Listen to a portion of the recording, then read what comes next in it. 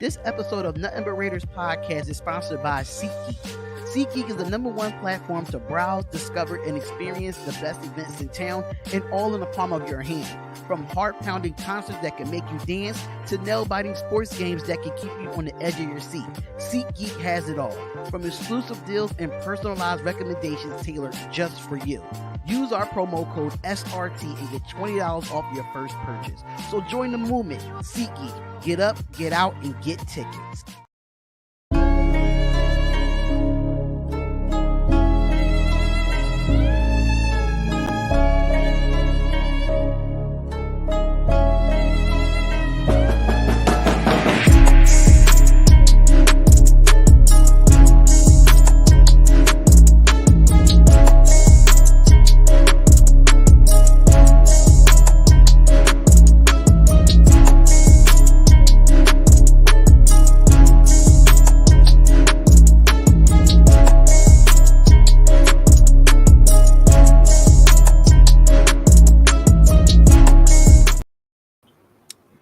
What up, man? What up? What up? What up? What up? What up? We are in the building. Cheeto Lions, how you feeling tonight, man? What's up, bro? I'm excited, bro. It's Victory Tuesday. It is Victory Tuesday in the building. But what's going on, everybody? What is going on? It's your boy Darren and Cheeto Lions. And we'll see Chris from Protect the Show podcast come up here real soon. I don't know where he went. We did have a special guest in the building. Hopefully I can wait for him to come back. And I think he is literally right there, ladies and gentlemen. One of the up and coming content creators on YouTube. We already know Cheeto Linus is definitely solidified himself. Chris from the Protect the Show podcast is solidifying himself. But last but not least, man, we have Raider Solo in the building. What is going on, brother? Thank you for coming on. I mean, I know I reached out to you last minute, but it's all good. But how you feeling tonight, man? I feel great, man. I appreciate you for having me on. What's up, Cheeto? Man, I'm a fan, been watching. Proud to be on the show, man.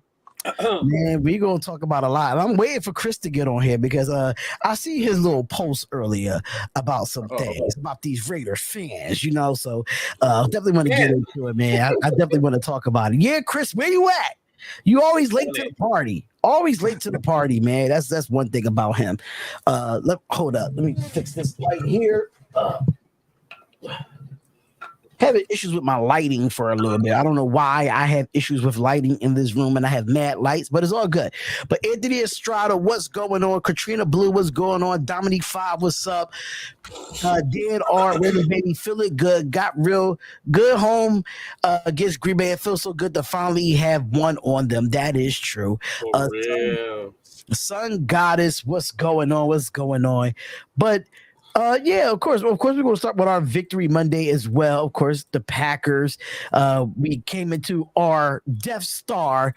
I'm surprised Cheeto Linus was not in the building for that game. I was kind of surprised that he wasn't in the building. But for what? The game?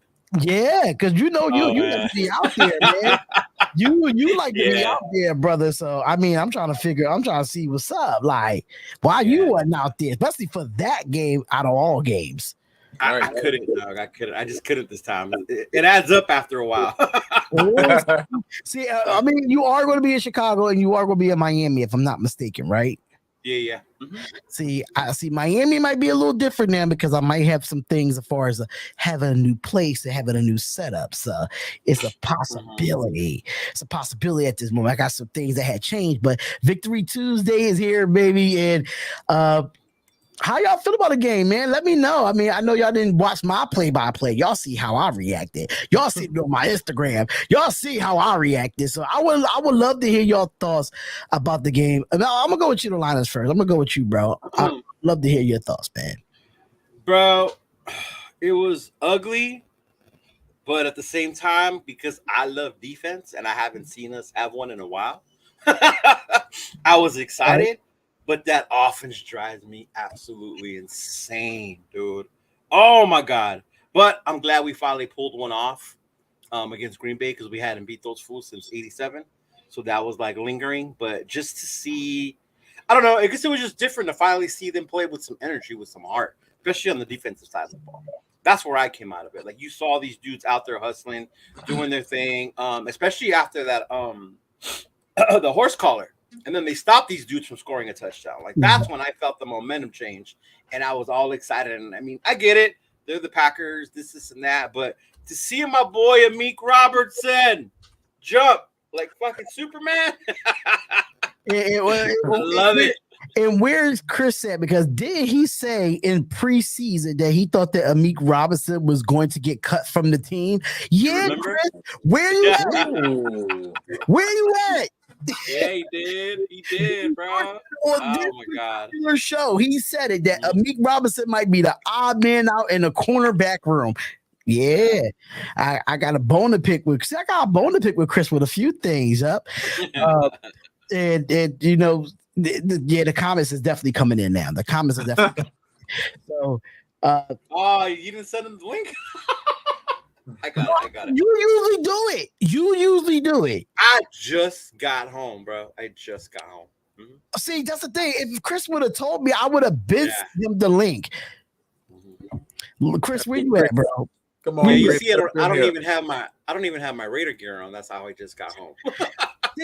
see, Chris, you gotta blame Cheeto Liners because Cheeto Liners should like, oh, I'm just getting it. Can you send him the link? See the communication with my brothers. You see that? Yeah, I got it. That's crazy. Yeah, I'm ready for all the smoke with Chris. But Raider Solo, man, I know this is your first time being on the channel and stuff of that nature. But I love the content that you are putting out so far. So don't get me wrong, even though that my channel is what my channel is, right. I appreciate all Raider content creators that's putting in the work. But what is your thoughts of this game overall? What was your thoughts? I was just proud to see us finally get some turnovers on defense. Like we've been waiting for so long for some turnovers because we've been hearing about it in training camp and just hearing about all these interceptions, and it finally happened. So I was happy to see the defense actually make those turnovers that we've been waiting for. But the offense, I'm still like kind of upset about the offense because Jimmy G's still throwing interceptions, and it's like we still kind of struggling with the run game. But I'm not gonna complain about a win. A W is a W, and I'm happy for it. Yeah, and I'm not going to complain about it either. But in my opinion, I feel like we got to score more than 17 points, even though even though our defense is playing. It's like I said last time we did the podcast, everything is in reverse now. Now our defense is playing better. Our offense can't score, but last year or last couple of years, our offense can score, but our defense couldn't catch a cold. Like I just don't like. Just like the offensive line last year, Josh Jacobs was able to run all over with this offensive line. Now this offensive line can't run, and now they can't pass block at this point. So I just don't know why the reverse is happening. But to me, this game was a bit, I can say, bipolar-ish. And the man of the hour that Cheeto Lana did not do his job and send him the link, but he is here. My bad. I just got home, bro. Ladies and gentlemen, I duck no smoke. I duck no smoke, first of all. I duck no. See, hey, ladies and gentlemen, they ain't want me here. They ain't want me here. No, we didn't. I wanted you here because I ain't want me here. Amik Robertson his credit because remember all that you talked about him in the preseason. Oh, absolutely. Amik made a play. The thing about me, I give everybody props where it's due. Amik made a play. He made a hell of a play. He helped win the game. But let's not act like he got burnt. He didn't get burnt. If they were 15 yards, if they was 15 yards deeper, they score a touchdown because he got burnt. Let's keep it real now. No, that's true too. That is true too. Agreed. But Solo, what up? Cheeto, what up? Darian, what up, baby? What's up, man? But I still got to talk about this too, though. Do you think that play would ever happen if Josh McDaniels just would have ran it on 4th and 1 to end the game? I'm not gonna let you do that. I'm not gonna let you do that. I'm not gonna let you do that. Yes, I'm gonna be completely honest. He should have ran the ball. And I'm gonna be honest with you, Chris, because Josh McDaniels up to that point was pretty aggressive calling plays at that point. You're right. And at that time, I understand the defense has been playing well, but Josh Jacobs was building momentum running the football on short yardage. I agree. I wanted them to run the ball and go for it. However, we have the best long distance kicker in the game. I mean, we do. That was uncharacteristic. We do. That's uncharacteristic of, huh? It wasn't his night last night. Well, I mean, the first one got tipped. First one got blocked. It got tipped. Yeah. Well, you got to think about this too. Like, our offense hasn't been getting up the field to give him a chance to kick the ball. So he's been rusty because he hasn't been kicking the ball as much this year. So I think that's what played the fact in him missing those kicks. I mean, I feel that. The guy getting his hand on it. I feel that, but my thing is like, I mean, we got to think, man. Like, our offensive line. I mean, we won, but our offensive line is still trash. I don't care what nobody say, especially in the middle. Yes. So, and then you got to think, Kenny Clark is a dog. Like, I know it's only 1 yard, and it's like, okay, it's easy to say go do it, but like, I'm not gonna lie, Parham was getting dogged quite a bit yesterday, bad. And James was getting beat too. So it's like, I don't know. Like, I ain't mad at it. On those fourth downs that we did go for, they was good for a quarterback sneak, though. No, true. They was good for a quarter. You could have did another quarterback sneak with Could have did that. You could have did that. Just giving the ball to Josh Jacobs because we have been effective on fourth down. No, I wanted that. I ain't gonna lie, I wanted that, but I understand the kick though. Dude, like I get I'm not doing that kick with Janikowski. No, I'm not. No. I mean, no. And it's no slight to him, but I'm just saying, like Carlson is money. You know what I'm saying? He's money. Yeah. Like Janikowski got the leg, but his ball could go anywhere. But you know, usually when Carlson's kicking, that's as good as 3. That's Steph Curry out there. That's true. That's right. True. So you know what I'm saying? That's why I ain't mad. But I get why y'all are mad though. I get why y'all are mad. The damn clocking in the game since our offense play okay. Offense was okay. Now, if you had to grade our offense last night, what would you give it?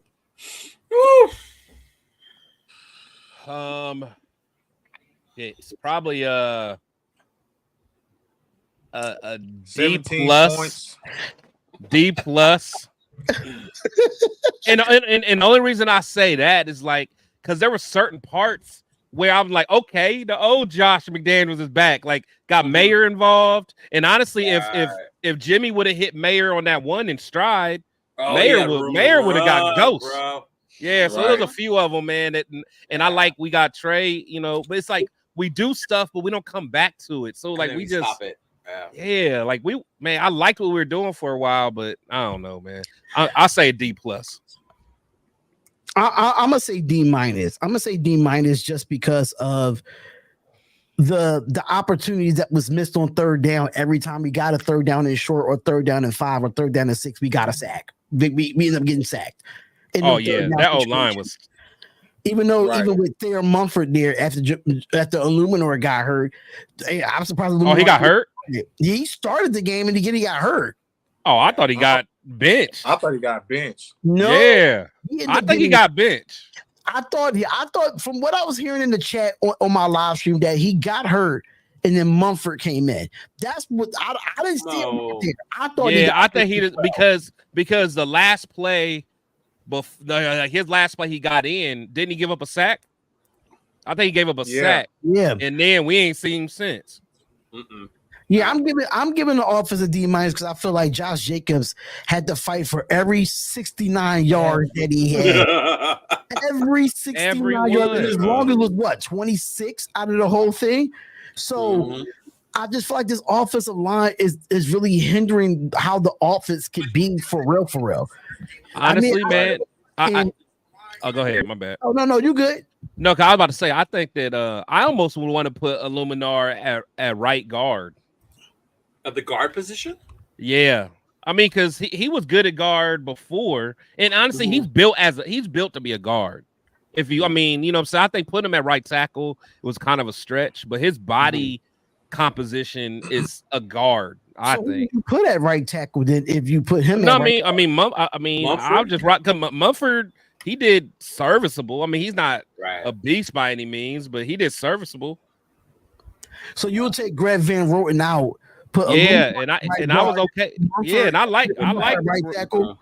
and I like Greg too. But Is for me, I think it's coaching at this point. No. Even though your players got to go out and execute, but I just feel like, what are you doing during the week where Josh Jacobs can't get nothing? Like That's it's my thing. look at it is point of attack. I thought if you look at the film and you look at the all 22, which is already out, by the way, if you look at the point of attack, the way they fire off the ball, as a head coach, I'll be livid for that. I'll be livid. But who's to say they're not at practice? That's my whole thing. You can only tell someone so many times how to do something and how to do it, and they still will go out there and do the same stupid shit. I'm not giving I'm cutting everybody and bringing a whole new offensive line. Screw that. Right. If you don't want to get, it sounds good, but this ain't Madden. No. Which I have done it. In Madden? No, as a former offensive coordinator, I have. Yeah, but that's different. And that's why you sit with us right now. That's why you sit with us, because you done cut the whole offensive line, and then they done got 0 yards the next game. Absolutely not. We actually won we went and lost in the championship game after I did that. After a sack. You cut all these fools. Who are you getting? There's nothing but garbage left out. It's called trash. If that's trash. Well, as a head coach, you have to evaluate your players outside of your first string. That was the preseason. Exactly. We're not at that point anymore. We're in the fucking the fact that they didn't look into it and upgrade that part, I'm with you. But they all thought, since we were so good last year on the O-line, we're good next year.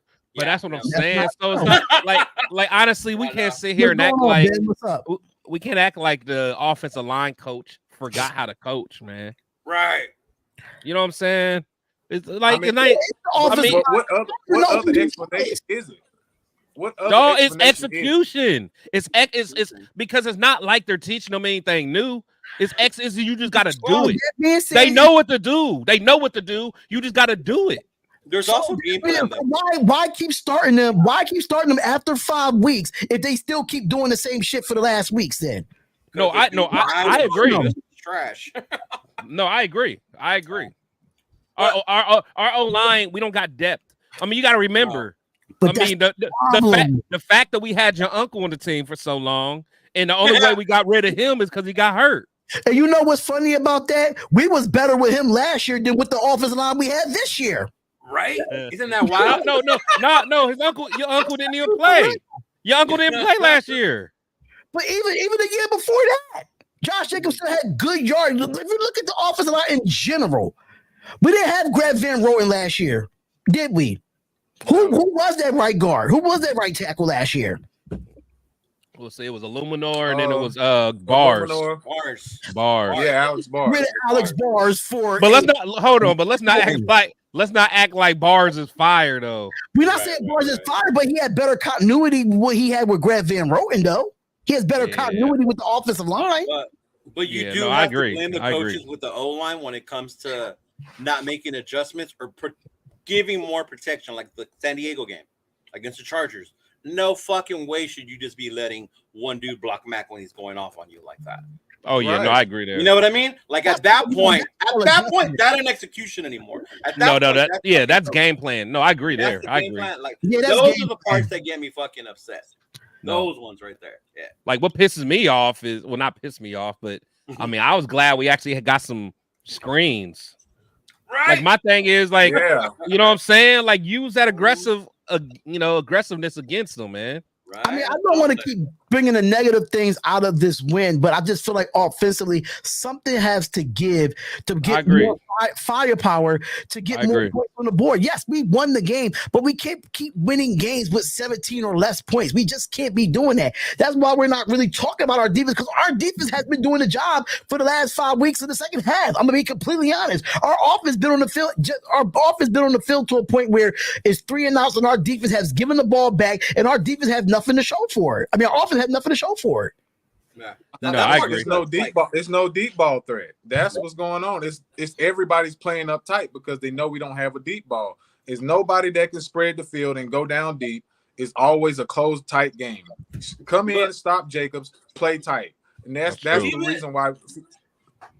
Even Go if ahead. the deep ball is there, he doesn't have time to throw that shit. That's another. I You're saw right. like 2 or 3 plays yesterday, like 2 or 3 more seconds, and one was Myers, the other one was Renfro. They were open, but by that time, Jimmy was already. Oh, he's on his ass. Yeah, on like his ass or and the thing, Oh, and the thing is the like, offensive. Go ahead. no, I'm saying because the thing is like with a quarterback like Jimmy G and Carr's kind of the same way. It's like if you get pressure on him early, then you speed up that mental clock.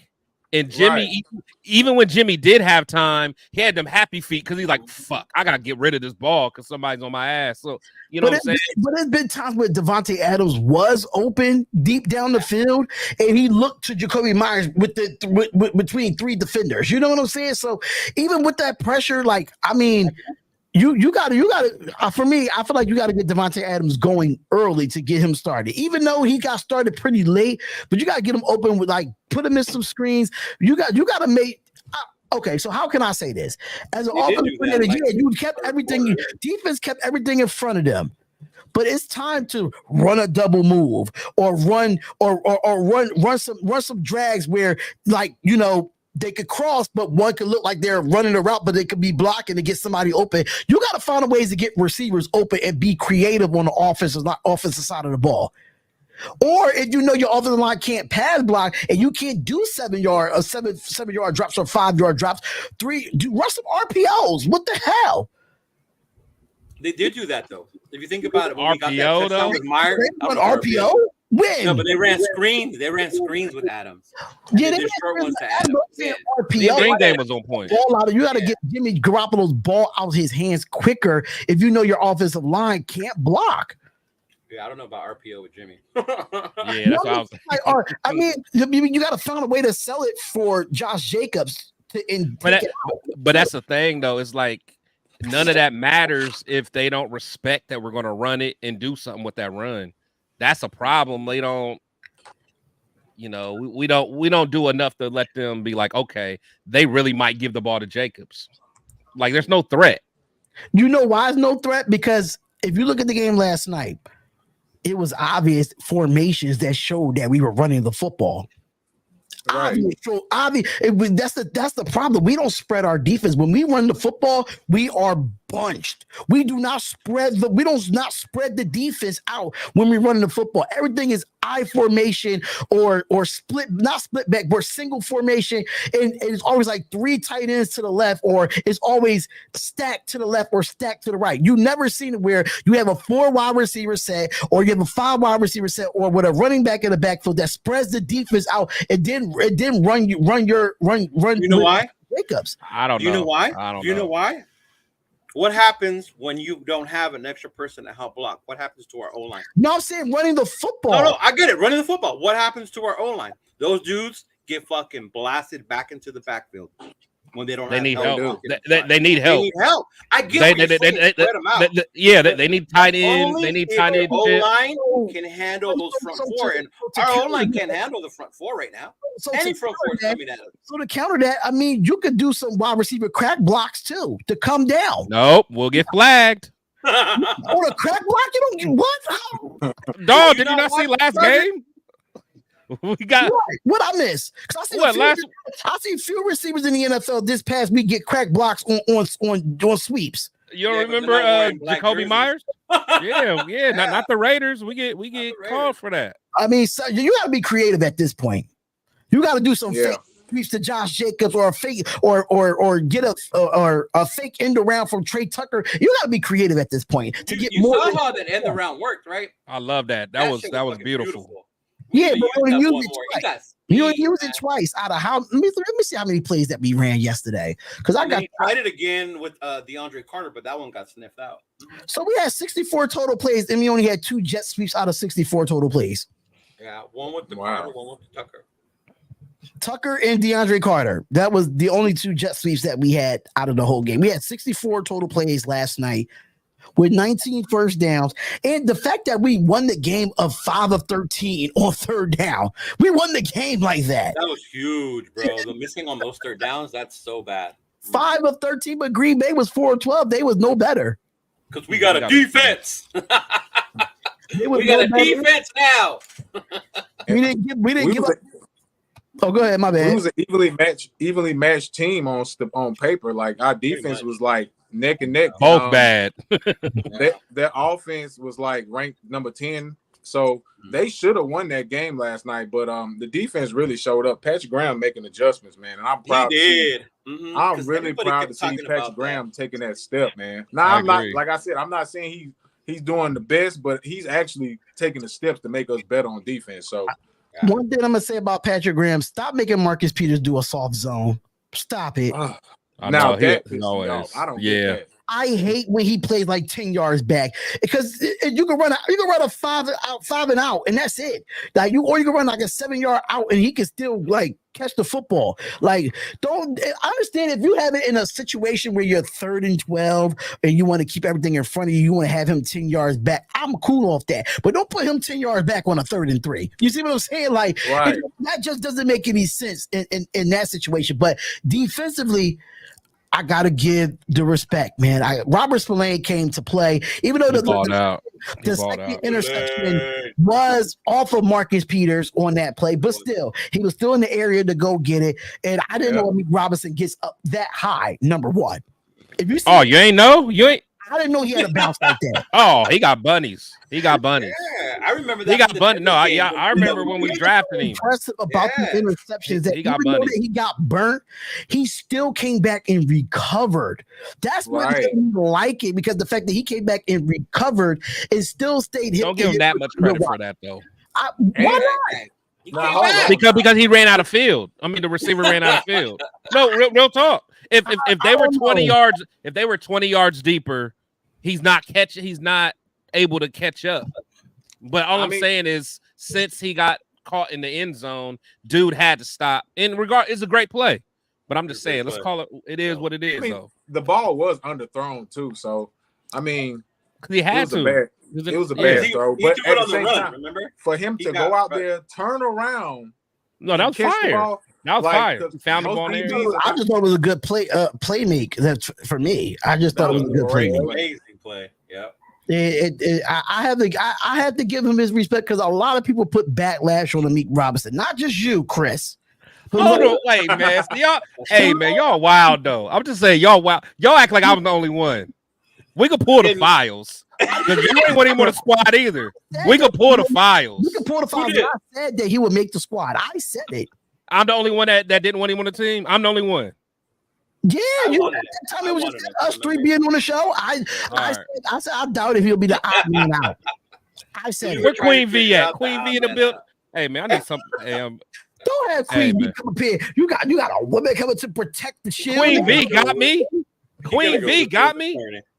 But Myra G got me. But one thing we can say about this defense. How about the front seven? How about that front four? I'm not gonna lie. AJ Dillon was running the ball, but he wasn't running the ball like he usually do. Malcolm Kuntz is definitely showing up every week now. Okay, all right, hold on. Now, I'm the one that like Malcolm Kuntz.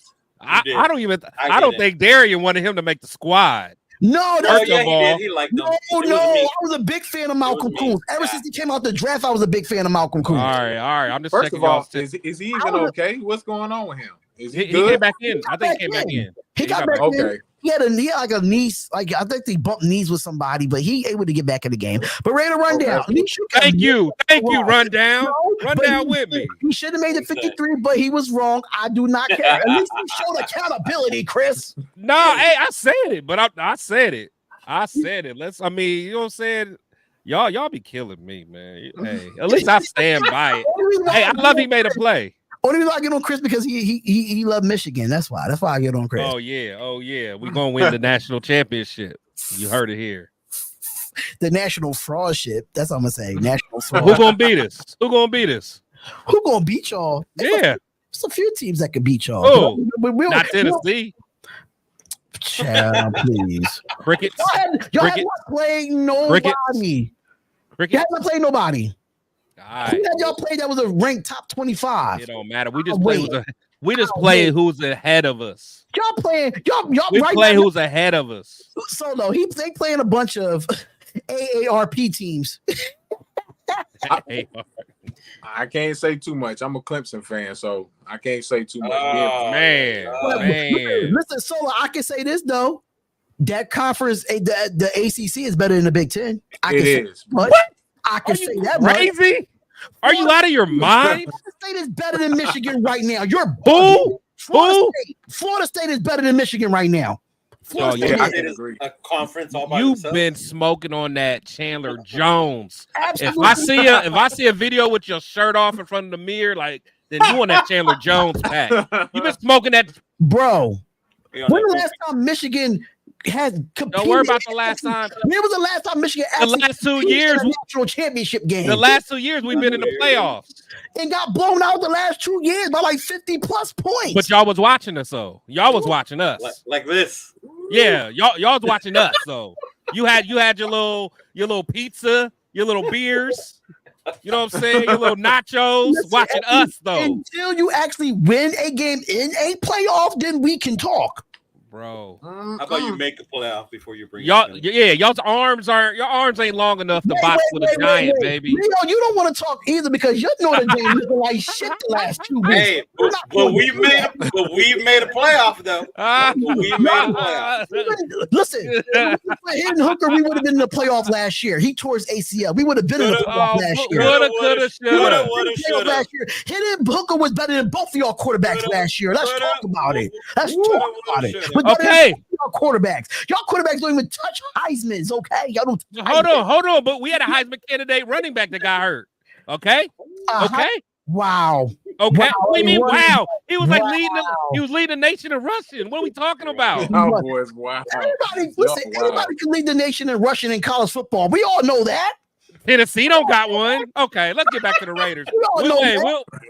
Tennessee don't. Tell me a successful Michigan running back right now. Tell me a successful one that's in the NFL. Tyrone Wheatley.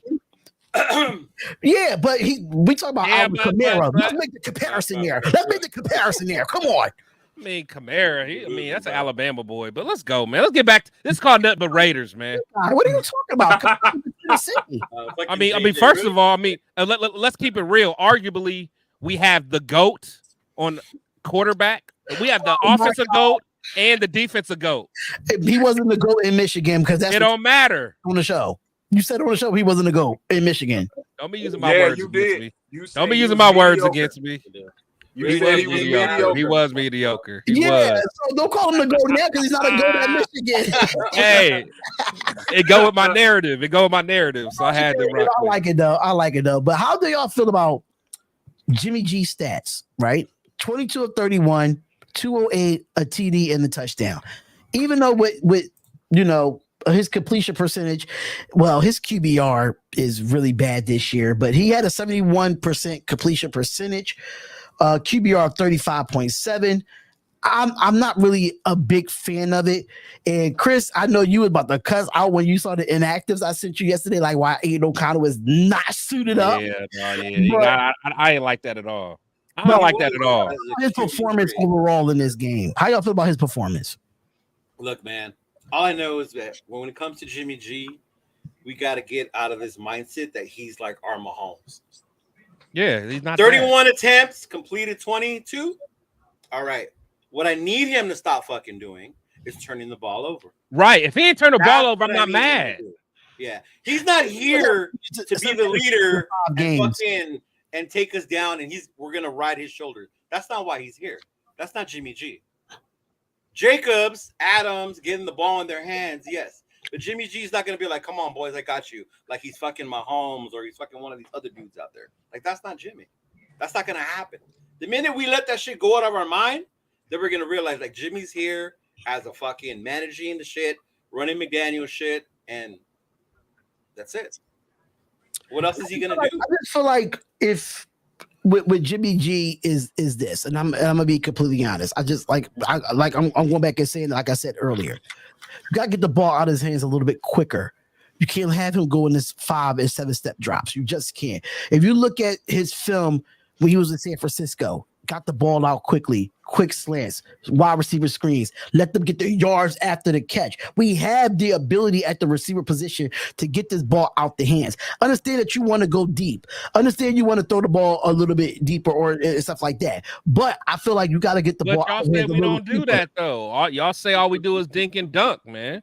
I mean, let's keep our argument together, man. Rather Right? Honestly, no, people had an issue with dink and dunk because of Derek Carr doing a dink and dunk. That's what. Oh, they mad now. They mad now. I was getting to that, which they are mad. All right, my bad. now. I'm on one today. My bad. Let me. Are you drinking the whiskey No, already? I feel you. Yeah, Of course, man. It's almost done, man. I need some of that. So with me, they're arguing about it at the same time, but I like it. Me personally, I've never had an issue with the dink and dunk because it definitely opens up if you need to go get the deep ball. But we still got to have a effective running game. But at the same time, like wide receiver screens, where's the halfback screens in this situation too? Yeah, I would have liked to see more of those. I would have liked to see more halfback screens. I mean, like I know one thing Solo got though, because we talked in the chat, and so I feel you though. Like I want to see us to be more creative. But I'm tired of this flea flicker, bro. Oh my god! When you will saw it that stop? shit, I'm like, "What are you doing, When will it stop? When will it stop, bro? bro?" I wanted to throw my.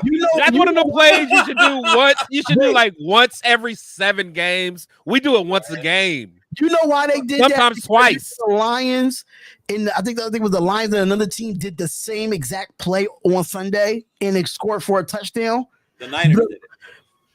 Yeah, Niners and Lions did the same exact play and scored. That's why Josh McDaniels did this shit, just to think that he could do it too. Oh no, that's not it. That's just in his repertoire. You know what I'm saying? That's just it. You like that word? Hey, but No, to but answer your question, I think Jimmy actually played decent. The pick, you know, that was inexcusable. But if Jimmy had an actual run game from Josh Jacobs and an actual He'll be all right. in the run, he would be a lot better than what y'all seeing. I think it's just the problem is he can't use his play action as well because we're not getting. They don't respect it. They don't respect it. Right. Exactly. So that's what's making his job much harder. So until we get that offensive line together and that run game going, Jimmy gonna struggle, man. So, yeah, Randy, I understand that we won the football game, but I feel like as Raiders fans, we have a right to criticize our offense. You do, but we still gotta focus on what we did good, though. Shit. I'm with you, Randy. I'm with you. Which I would listen. We did win the game.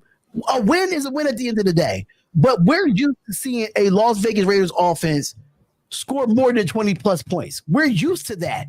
With a bad defense. Now it's a good defense and we can't score 20 points. That kind of concerns me. And I have a right to, as a fan, to be concerned about our offense, even though we win or not.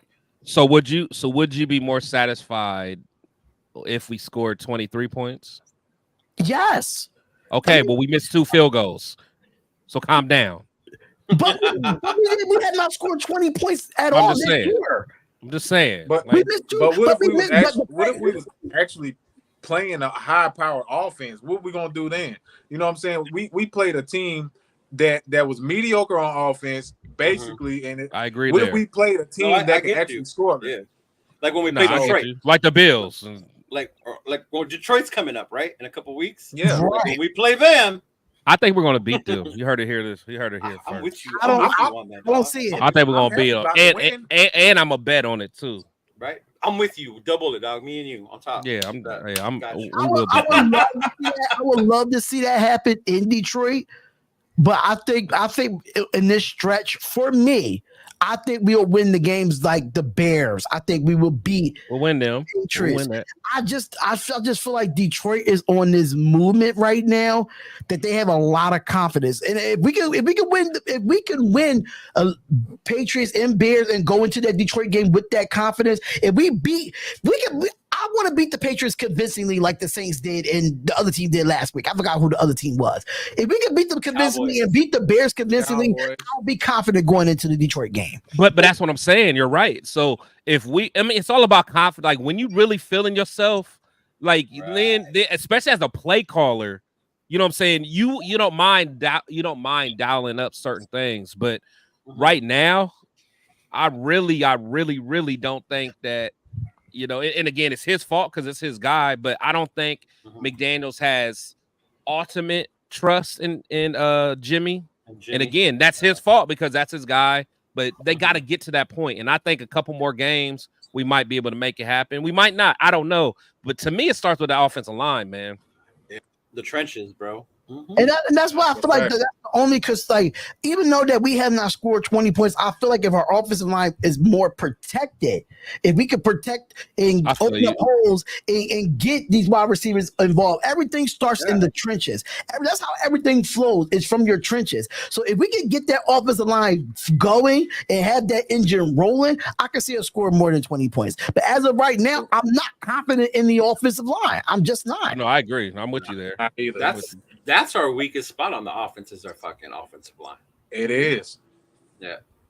And I think that's our weakest link. And, you know, usually our weakest link is the defensive line, but the defensive line looked pretty impressive last night. I'm not going to lie. They did all right. They did. Up 100 yards on A.J. Dillon. A.J. Dillon had to earn every goddamn yard that he had. Yeah, they was hitting him. I'm not going to discredit the defensive line on that side because, I mean, John Jenkins looked good last night. They're playing with confidence. That defense. Oh, John Jenkins. Yeah, honestly, to me, Jenkins is probably the only guy in the middle that does anything. Honestly, but the thing is, he's not a every down guy. So, you know, Bilal Nichols, he had a play. I was surprised. He had a play. Yeah, he had a play. I'm trying to think who else was in that rotation. I think Adam Butler. I remember seeing him. Yeah, Adam Butler was in that rotation too. What's his name had a big play? Isaac Rochelle. I know you like him, D. Yeah, I like him. Yeah, I know you like him. I like Rochelle. Yeah. Rochelle's cool. I like Rochelle. I like him. And you know what? What's his name? Tyler Hall that came in off the practice squad played really well. As far he as always does. I've always does. thought. Yeah, I've always been a fan of him. But he got hurt, right? Yeah, he's the one that ended up getting hurt at the end. Yeah, I seen him leaving off the field. Yeah.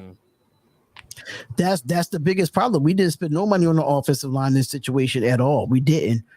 No, because they thought it was good. They were basing it off last year's. Well, shit, we already. I mean, if you think about it, Andre James is one of the highest paid centers somehow. And then Colton. Shut up. Is he really? Yeah. Gruden. Yeah, Gruden made him. Gruden gave him a bag. Wow. Gruden gave him a bag. And y'all the one that want Gruden back. Not me. I don't want Gruden back. I don't want that 1998. I know, man. I know. I just feel like it's me versus everyone. So I'm saying y'all. I don't want Gruden back. Absolutely not. I don't want Gruden back. No, he had his time. His old ways of that 1998 blowing the cartridge Sega Genesis offense. Yeah, no. No, I don't want. If we ever even that fucking offense scored more than this one though. Jesus. It did. Even that fucking offense scored more than this one. But those guys could block. Those guys could fucking block. We had some big dudes up front. Actually, I'm looking at it. Maybe he don't make the most anymore. Did he restructure? I didn't think so, bro. Nah, he made something. Nah, he made a lot though, man. I'm sure Ziegler like restructured the shit out of that one. Yeah, he may have. No, because but this was Gruden days, so this was like 3 years ago though. Oh, okay. It might have been when Gruden was here. Yeah, because he got a bag. But not with this. So the question was, has y'all seen a video by a fan McDaniels walking up to the locker room, not even smiling and celebrating, where you can see the staff member hyping him up and not even made him smile? I don't know nothing about that. I don't really care about that. I mean, I saw the inside the locker room when he did talk to the team. I did see that. I really don't care. I mean, it's caught on 4K, but hey, I don't care. What did you think about the one where he was talking to the team, though? Who? McDaniel. I thought it was okay. Oh, you talking about in the locker room? Yeah, like afterwards. I thought it was okay. Yeah, it's cool. Yeah, it was cool. It sounded like the same old talk I'm the wrong one to ask, man. So you know what I noticed? I wasn't mad, man. You don't know Chris is no. I'm just saying, like I just don't hate him as much as y'all do. No. This No, is not me hating on it. Chris, Josh McDaniels is the uncle, is the white uncle of Chris. That's your uncle, bro. That is. That's bro. what it is. Raisins in the potato salad, bro. Like, Oh, come on, man. Your last name's McDaniels, dog. Your last Oh name's man, McDaniels. nah, You know I what? just don't hate him like y'all. That's all. No, Chris McDaniels rings a bell. It I does. just don't hate him, man. That's it, man. I mean, Flip I'm not his biggest fan. My thing is I'm tired of changing coaches every No. 2 I'm not years. talking That's about- my biggest. It's not even like No. I like him all that much, No. man. I'm just tired, man. The only reason I brought it up because you see it. Normally, you see the team, the vibe, hype with the coach when they're celebrating. That shit felt kind of awkward. Like the team was like, "Yeah, all right, dude, get the fuck out of here." Like, yeah, like it just got like that type of vibe, type of it. So you know what I mean? It was like, we appreciate your services, but fuck out of here. Let's yeah. let me be the coach. But then again, that's McDaniels because I've always said he's like that nerd who knows how to, right? But he doesn't know how to vibe with the rest of the team. Like that's what he's always reminded me of. Like he's not a people person. Josh McDaniels just I reminds agree. me. I do agree. He remind me of a grandfather that's just trying to get rhythm for with the rest of the people. Like the Raiders just Rhythm. won, and Grandpa came in and was like, "Yeah, guys, we won." And me and my nephew looking He'll up be like, "Yeah, I'm in the house." That's Josh McDaniels. Like, yeah, what's up, my bros? What's going on? Like, Or yeah. I watched the Lions coach in the locker room when they went. Nah, he legit. He's He legit. be hype. Yeah, He's there you legit. go. That's He's what I'm legit. talking He's about. straight out of Compton. Like, what's up? I'm Right, ready to yeah. know somebody right there. He could pump a team up, man. I'm telling you. Yeah. But then Jo- that's not McDaniels' thing. Though. oh no. I know. Josh McDaniels is one of them guys that's like, Good job, like, guys. yeah, like he like bought like a gangster rap album and like walks in the bathroom just to, you know what I'm saying? Do you remember the movie Any Given Sunday? Do you remember that movie? Remember when he was on the plane and he was trying to talk to Willie Beeman, talking about I'm making Yeah. Yeah. That's what he reminded me of right there in that moment. Right. Oh, man. Like that. Oh my god. Josh McDaniels. I could have sworn some of y'all said he wasn't losing the locker room and the morale was all good. I don't think he's losing the locker room. I don't. I She talking about They're me. still playing. No, and That's what I'm saying. Oh, did on he? your post. Everything okay. is cool when you win a game. Exactly. telling Winning cures everything. Everything is cool when you win All a you gotta game. do is When win you football lose games. it, Now, All you Yeah, gotta do is he's win football 14. games. now he's 8-14 in the 2 years that he's here. He's 8-14. Let's change that around, McDaniels, and I can And now say he's 3-6 on primetime games, right? He was 2-6 before. So now he's now 3-6. that said, I didn't know. I had no clue about that. Yeah. Oh, he said Brad on Malibu's most wanted. Wow. Not Brad. Come on, Myra. Not Brad. Oh, You're going too dog. far, Myra. You're going too far. Come on, man. Up, though. The office do gotta step it up. They I do. mean, They gotta For wake the real. fuck up. It's You know, like- that's a fact. That's a if it's fact. something positive to report, we can report it. But it's like it's just the same old 17, 16, 18 points. It's like I want to see They 30. Man. spend way too much money on this. But the offense. thing is, though, is like, but you got okay. Like, so you guys just think the offense is what it is. Like, you don't think at some point it's going to just click. Because of like- you, I like keep waiting for that moment. I think it will. to me, it's like the defense. I was always worried about the defense, man. The fact that's that the not what we defense is have to playing, worry. like, I'm thinking sooner or later it's going to click, man. That's I what mean, I'm I feel like this whole offseason that we swept the defense under the rug. Like we kind of like swept it under the rug. We swept the offense under the rug. Like, okay, the offense is going to be fine. We just focus on Right, the defense. right. That's what we did But all- now it's We like did. I said multiple times on this podcast, everything is in reverse at this point. It is at this point. Bro. So honestly, wow. So do y'all think it's a wrap then? Y'all think it's a wrap? No, I don't think it's No, a wrap. no, I don't think it's a I wrap. feel like it's like the game of Uno. I'm just saying, wait until we play legit teams to judge this team. Like that's what I'm saying.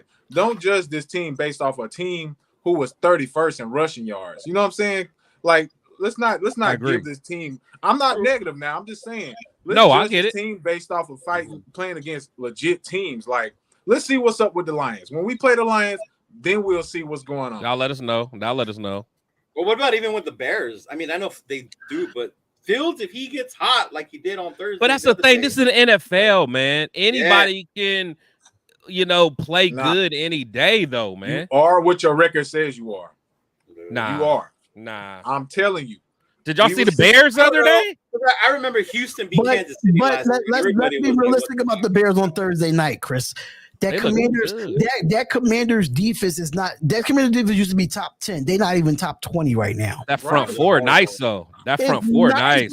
But that Bears offensive line kind of dominated. Only person that did something was Sweat and Young. Everybody else could do nothing. Right. What's his name? In the middle, what's the big boy? With Deron Payne was Deron not. Payne. He was all right. He was all right. But I know, but my thing is, it's like you just never know on any given day, man. Like any given day, you just never know who's gonna show up. That's Right. all. Like for instance, even the Cardinals. If you watch the Cardinals, sometimes them Cardinals be looking all right. Like Josh Dobbs be dotting. Yeah. He don't know. Actually, not. No, I'll say that. But You anyway, never know. but yeah, Look at Atlanta. Atlanta quarterback, but okay. Bro. That's wild. You never know. Oh, that is your quarterback. I forgot. He was our Tennessee quarterback, but okay. Whatever, He's bro. all right. Whatever, man. He all right. He all right. I agree with you. He all right. I'm surprised he was in the NFL the way he played at Tennessee, but that's another story for another time. Listen, I could criticize the hell out of Tennessee. I could do it. I could do it as many times that we disappointed me, but I mean, Y'all was good. Y'all was good with Lane Kiffin. Why y'all gotta bring up Lane Kiffin? Because I'm tired of- Without you bringing up Lane Kiffin. I like them. I like everybody y'all don't like. How about that? You like the toxic coaches. I like everybody y'all don't like. You like the toxic coaches. Toxic. Yeah, bring back Herm Edwards. How about that? Oh my God, not her. Those my type dudes. Those my type coaches. Rex Ryan, Herm Edwards. That's You know what what? I want. I take a Rex Ryan and a Herm I like Edwards. Herm Edwards and Rex Ryan. Yeah, Did you I like Marty Bill. Schottenheimer? Did you like Marty Schottenheimer? It'd be hard to like him just because he was a Charger, no. but He he was did his kind of hard thing. nosing a little bit though. Yeah, but Hard I nose. like. I don't know. So I how can see you liking Marty Ball.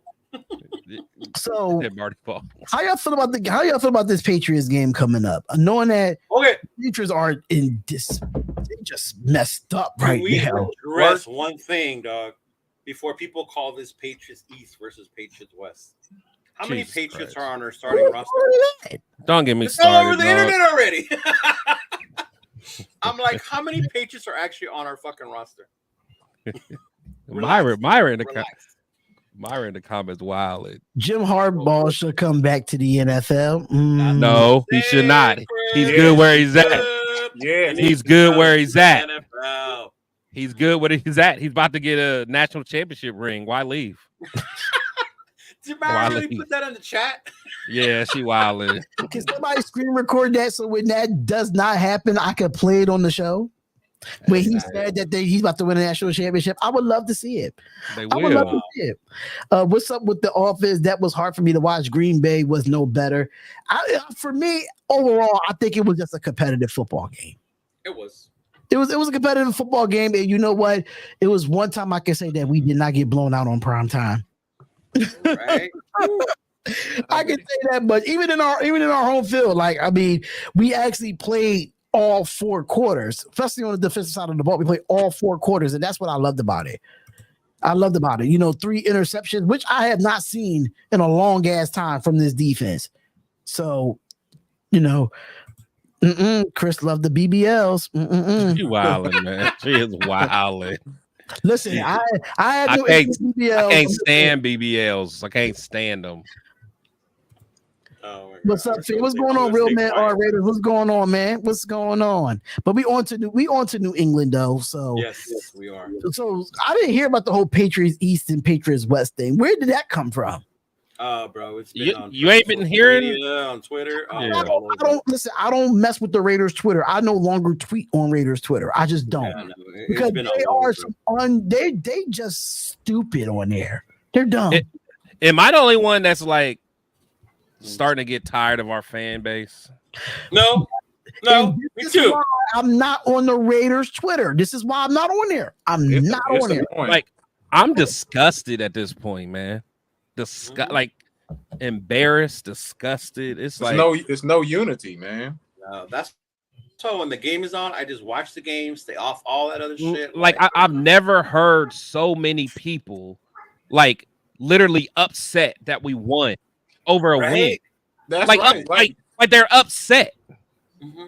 Like it's ridiculous. Now, it's okay. Like, of course, we're always going to criticize, and you can always critique something. Look at like, yeah, we won, but we can always get better. We need to do X, Y, and Z. We need to have countermeasures for any gaps that's out there. But these people literally aren't even on that. They're like, oh, well, we won, but blah blah. Like, come on, man. It's like I'm telling you, man. Like I tell everybody, I will never ever. Now you can screen record this. Screen record this. Chris would never say the Raider Nation is the best fan base in sports ever again. Never. Ever? I will never say it again. No. You might in Chicago when we're at the No. game. Well, because I'll be drunk. That's the only way. But I don't know. Trust me, I don't believe it. I'm gonna get him up. I don't believe it.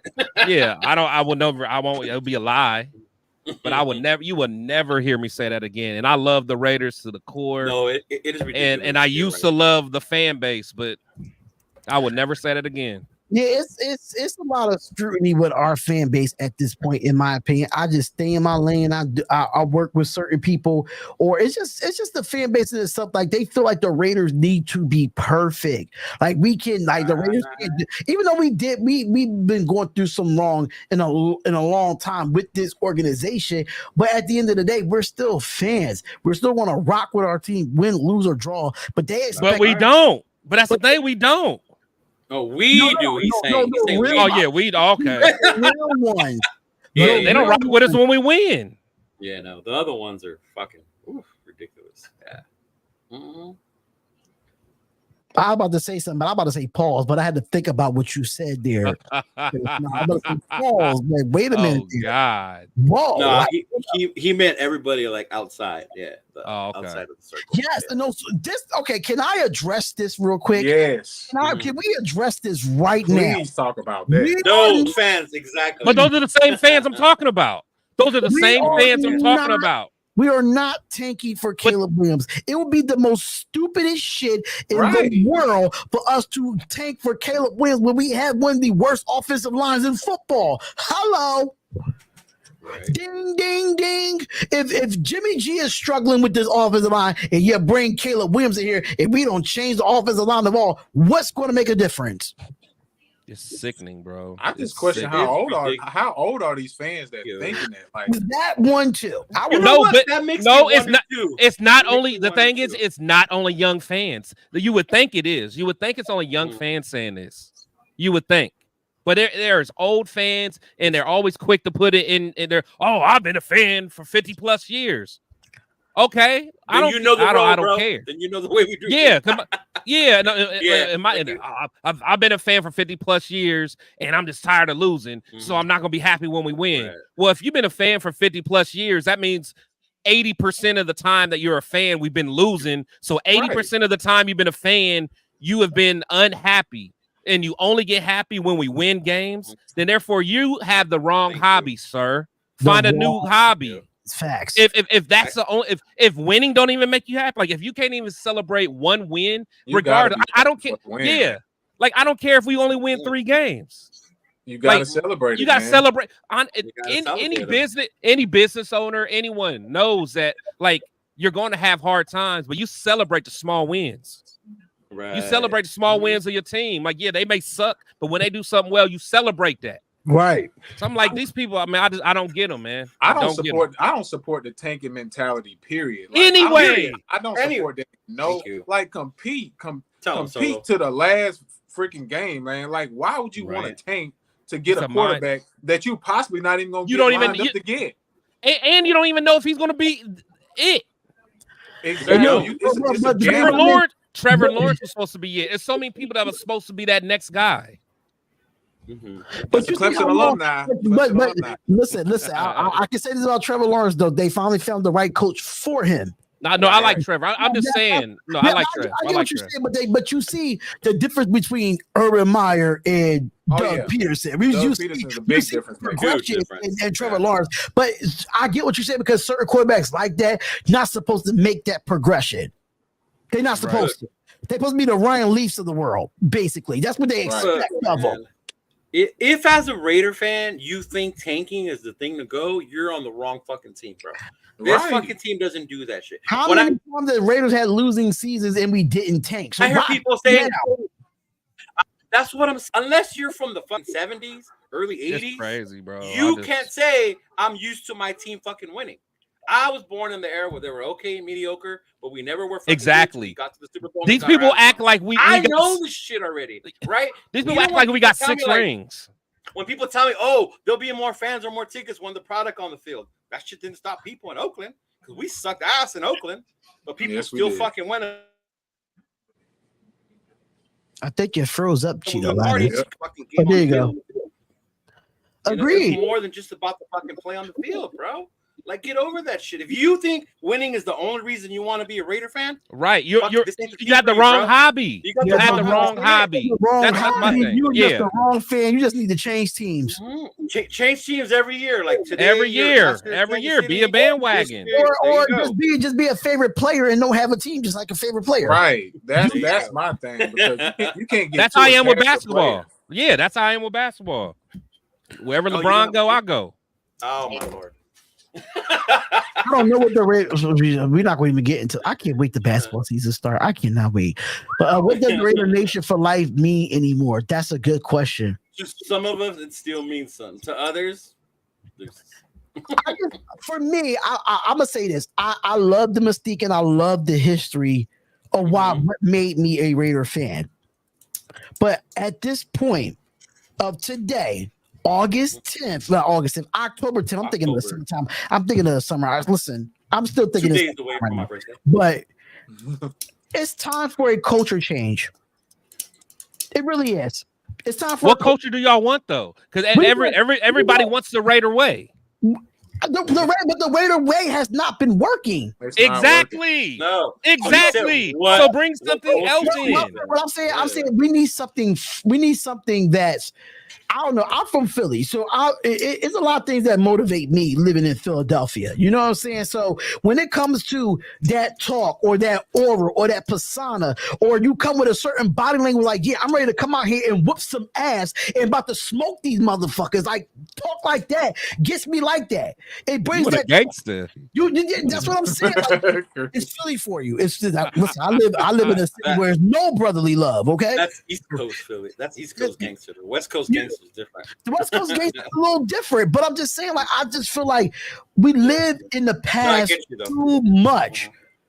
That's all. But that's all our fan base wants to do, and that's the problem. They still want to talk about Willie Brown and shit, man. Like you go to any other organization, they don't got to go way back to talk about any greats, man. Right. Like honestly, it's much like the Steelers. Like they don't got to go back to Franco Harris to talk about greatness. They don't got to talk about Bradshaw. You know what I'm saying? I get tired of that. Like whenever, like even when someone comes to our team, they always, oh man, like how do you feel walking through the halls of that building and seeing all the Raider greats? And they got to talk about, like Willie Brown and all that, man. How come we can't have something that's more recent, that's more relevant, man? I'm tired of all that. Do you really think Josh McDaniels could bring a championship to this organization? I haven't seen it yet. To happen for that to happen. I don't see why he can't. I don't see why he can't. I'm just saying, a serious question. Do you really believe Josh McDaniels could bring a championship to this team? That's a loaded question, though. It is, though. I mean, like who? I mean, what's he got to work with? Now, listen, if you give him how many ever years, it don't matter. Say he gives him 5 more years. Do you believe he can bring a championship here? You know what? I think that's the whole thing. So everybody expected him to bring the championship because we had made the playoffs 2 years ago. So they figured they just made the playoffs. McDaniels is supposed to get him there, but not even going there. My whole thing is this dude. You can't just give up on him on 1 year. We're not even a year and a half yet. We're not even halfway through the season yet, and you're already giving up on him. I'm done with the shit. Give him 3 years to get his shit, and then you'll see. I get. If we don't see progress, yeah, fuck it, get out of here. But you have seen progress. Maybe not in the offense panel, but you've seen progress in the defense. Yes or no? None of us. I mean, that's what I'm saying. Have we really seen progress? On the defensive side, I have. On the offense, not yet. Mm-mm. I still think even though we've seen progress on the defense, I still think it's some holes in the defense. Now, Well, yeah. this is my thing. But we've seen progress on his offense from the year before. Last year. Yeah, like last year compared to the 2021 offense, we've seen progress. I think we scored more points. It wasn't much more, but we were way more explosive. I don't know about we had 2 All-Pros. So yeah, we had last 2 year's All-Pros. offense I scored get more it, but I than feel like that 2021 year we did score. We was one of the top teams in the league that could score points in 2021. But we scored more the year before. I mean, the year after. We scored more. That's what I'm saying. I mean, but it don't go against people's narrative, so they don't want to bring that up. We averaged more points last year. Yeah, we did average more points last year. That I can attest to. But for Josh McDaniels to win a Super Bowl, he has to get out of his Patriot ways. That's me. He has to get out of his Patriot ways. Understand you want Super Bowls. Who says he's doing Patriot ways? If you look at this offense right now, it's definitely the New England Patriots offense of last year. Come on. No, the year before that. The year before that. When he was I think so. I think he just didn't have the weapons that he had when he was the last offensive coordinator in New England. He didn't have the weapons like he has now. But for me, when he said that it's not a rebuild and a retool, I thought he was going to go off of what we did that year before. That's what I thought when he said retool. If he just would have said from the rip that he said, okay, we're going to rebuild this the way that he wants to rebuild it, I would have been fine with that. But the fact that you said you retool, it made me like, okay, you're going to retool. That means you're going to build off what happened the year before. I think that's what the plan was. That's what the plan was. No, because he realized he didn't have the quarterback he thought he had. And he may mess up again and don't have the quarterback that he thought he had. I mean, I think if we had a good quarterback, it would be way different. Mm-hmm. My thing was it's a lot of things that have to happen for Josh McDaniels to win a championship. He has to draft better. Oh, yeah. He has to go into free agency better. That's anybody. I mean, that's. I mean, you can say that about the Chiefs when Andy Reid first got there. You got to draft better. Like. That's a recipe for any coach. But Andy, but wait. We're not. Are we comparing Andy Reid to Josh McDaniels at this point? Because Andy Reid was able to draft really well, even going back to Philadelphia days. No, I agree. But what I'm saying is, you're saying the big if. So you're saying if someone did if was a fifth, we all be drunk. But that's what I'm saying. It's like who knows who anyone's going to draft? Like, right. You know what I'm saying? If Josh McDaniels would have had better drafts, yes, he would have been better. Hell, if Gruden would have had better. Yeah, if Gruden would have had a better draft, it would have been. I mean, anybody. If Art Shell 2.0 would have had a better draft. Listen. I just feel like when it comes to player personnel, they have to be better in player personnel. They have to be better. I agree. I agree. And it goes back to the offensive line where you do not address it at all. That is a problem as a coach. How you not address your offensive line at all? I don't care if you had the same line that Josh Jacobs had. If you don't have no depth back there, that is an issue. That's a coaching issue. That's an organization issue. So but the thing is, the depth isn't the problem. It's the guys that are on the field not executing. It's not like Colton Miller got hurt and his backup came in and shit the bed. No, these same guys minus Alex Bars are here and they're just not executing. But this was where the lack of depth come in. That means you can't even the guys that's not executing as a starter, you can't even switch them out because you have lack of depth. So it's like they're trying it now. They're putting in Mumford. And then we'll see. Yeah, they'll put in Mumford, but Mumford, they drafted him. I mean, they're high on him. They're high on him. They high on Mumford, but I feel like it was some offensive linemen, some veteran. You could have mixed it with some young and some veteran offensive linemen in free agency. You could have got. You could have got in free agency. You at least could have got one of them that was good coming in free. At least one. It didn't get one in the draft. I mean, that's addressing it, but we didn't address it at all. That's the problem that I have with McDaniels when it comes to certain positions, like the linebacker position. Yeah, when I got Robert Spillane, but he wasn't a flash. Amari Burney, when we wait till like the 6th round to go get Amari Burney, where there was so many linebackers on the board that we could have got. That's what I'm saying. I don't know. Oh, I know. I wanted a linebacker in round 2. Exactly. So I just feel like it's certain things you got. Sometimes you got to go with your gut. It'd be like, this is the guy that I want. I don't care what the But is that McDaniels or Ziegler? It's a little bit of both. We don't know who's making that pick. Yeah, they're a pair at this point. But all the blame goes to McDaniels, though, right? Yeah, it's because he's coaching them, and see, Ziegler's on the back. He's in the background. He's not in the front. See, McDaniels is in the front. He's the leader of this team. He's the one they talk to, so he's the one that's taking all the blame. But my thing is this, man. You take a draft pick who's not produced, like number 7 draft pick who's not producing for us. I mean, last year our offense was top 15, right? Can we say that? Yeah. All right. How is your offense down to the 30th? The 30th. You go from 15 to 30th? Like, what is the problem? Is it execution or is it poor personnel decisions and poor coaching? Because history shows that that's what he's been doing in Denver. That's what he's been doing his whole entire coaching career. So I'm just trying to figure out, like, how much of. Hey, what do you mean?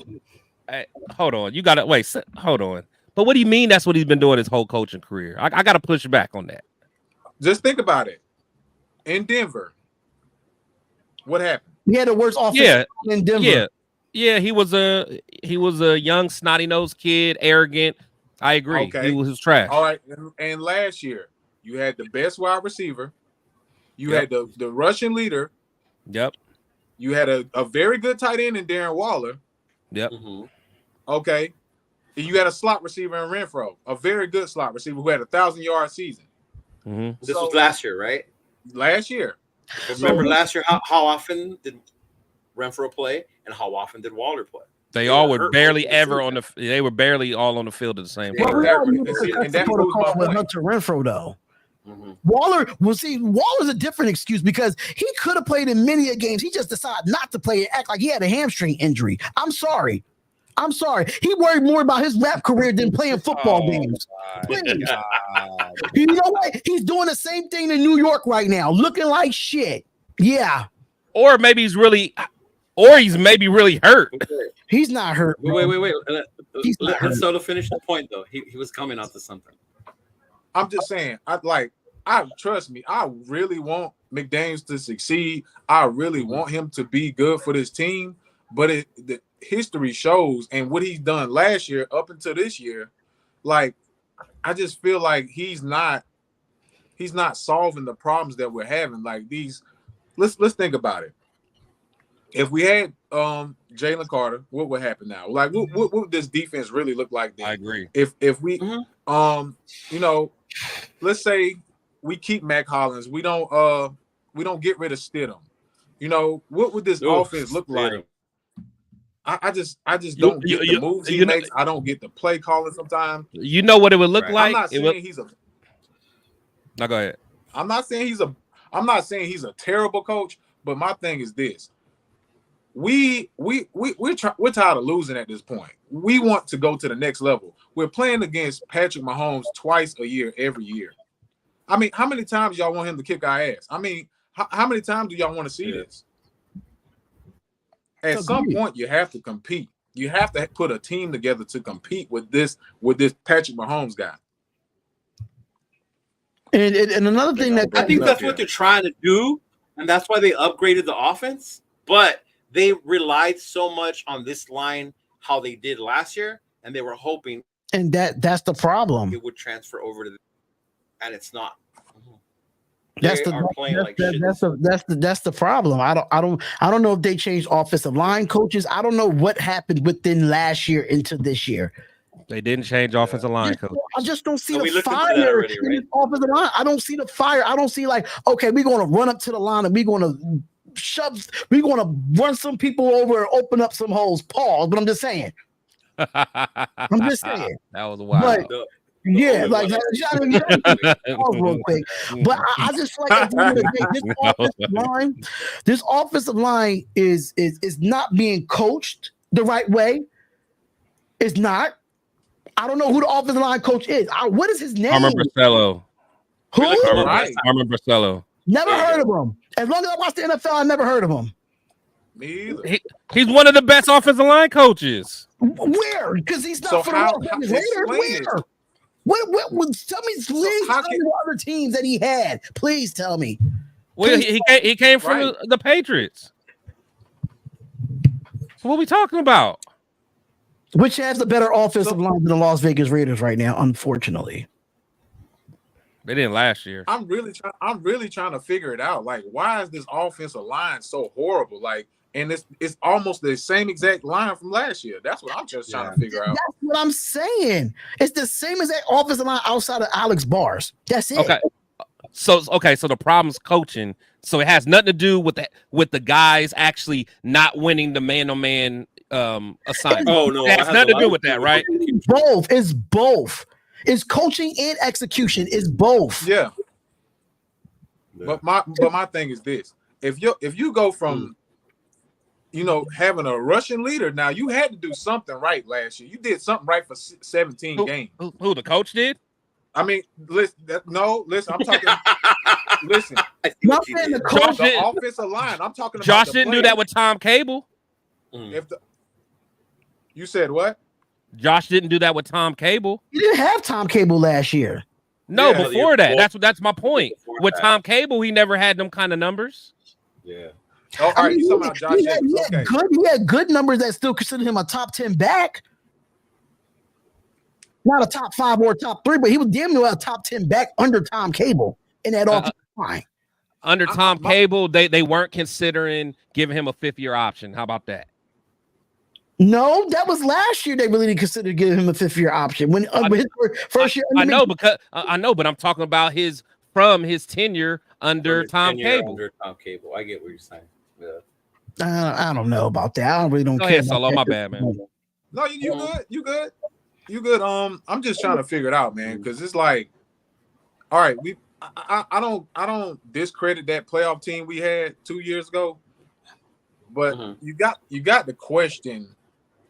How does this team go from what we had last year to now? I'm just trying to figure that out. That's valid. And I know that's valid. A lot of that is execution, but it's like at some point, how can you just keep blaming the execution on the play? Like, it's got to be something you're not being taught. It's got to be something you're not understanding.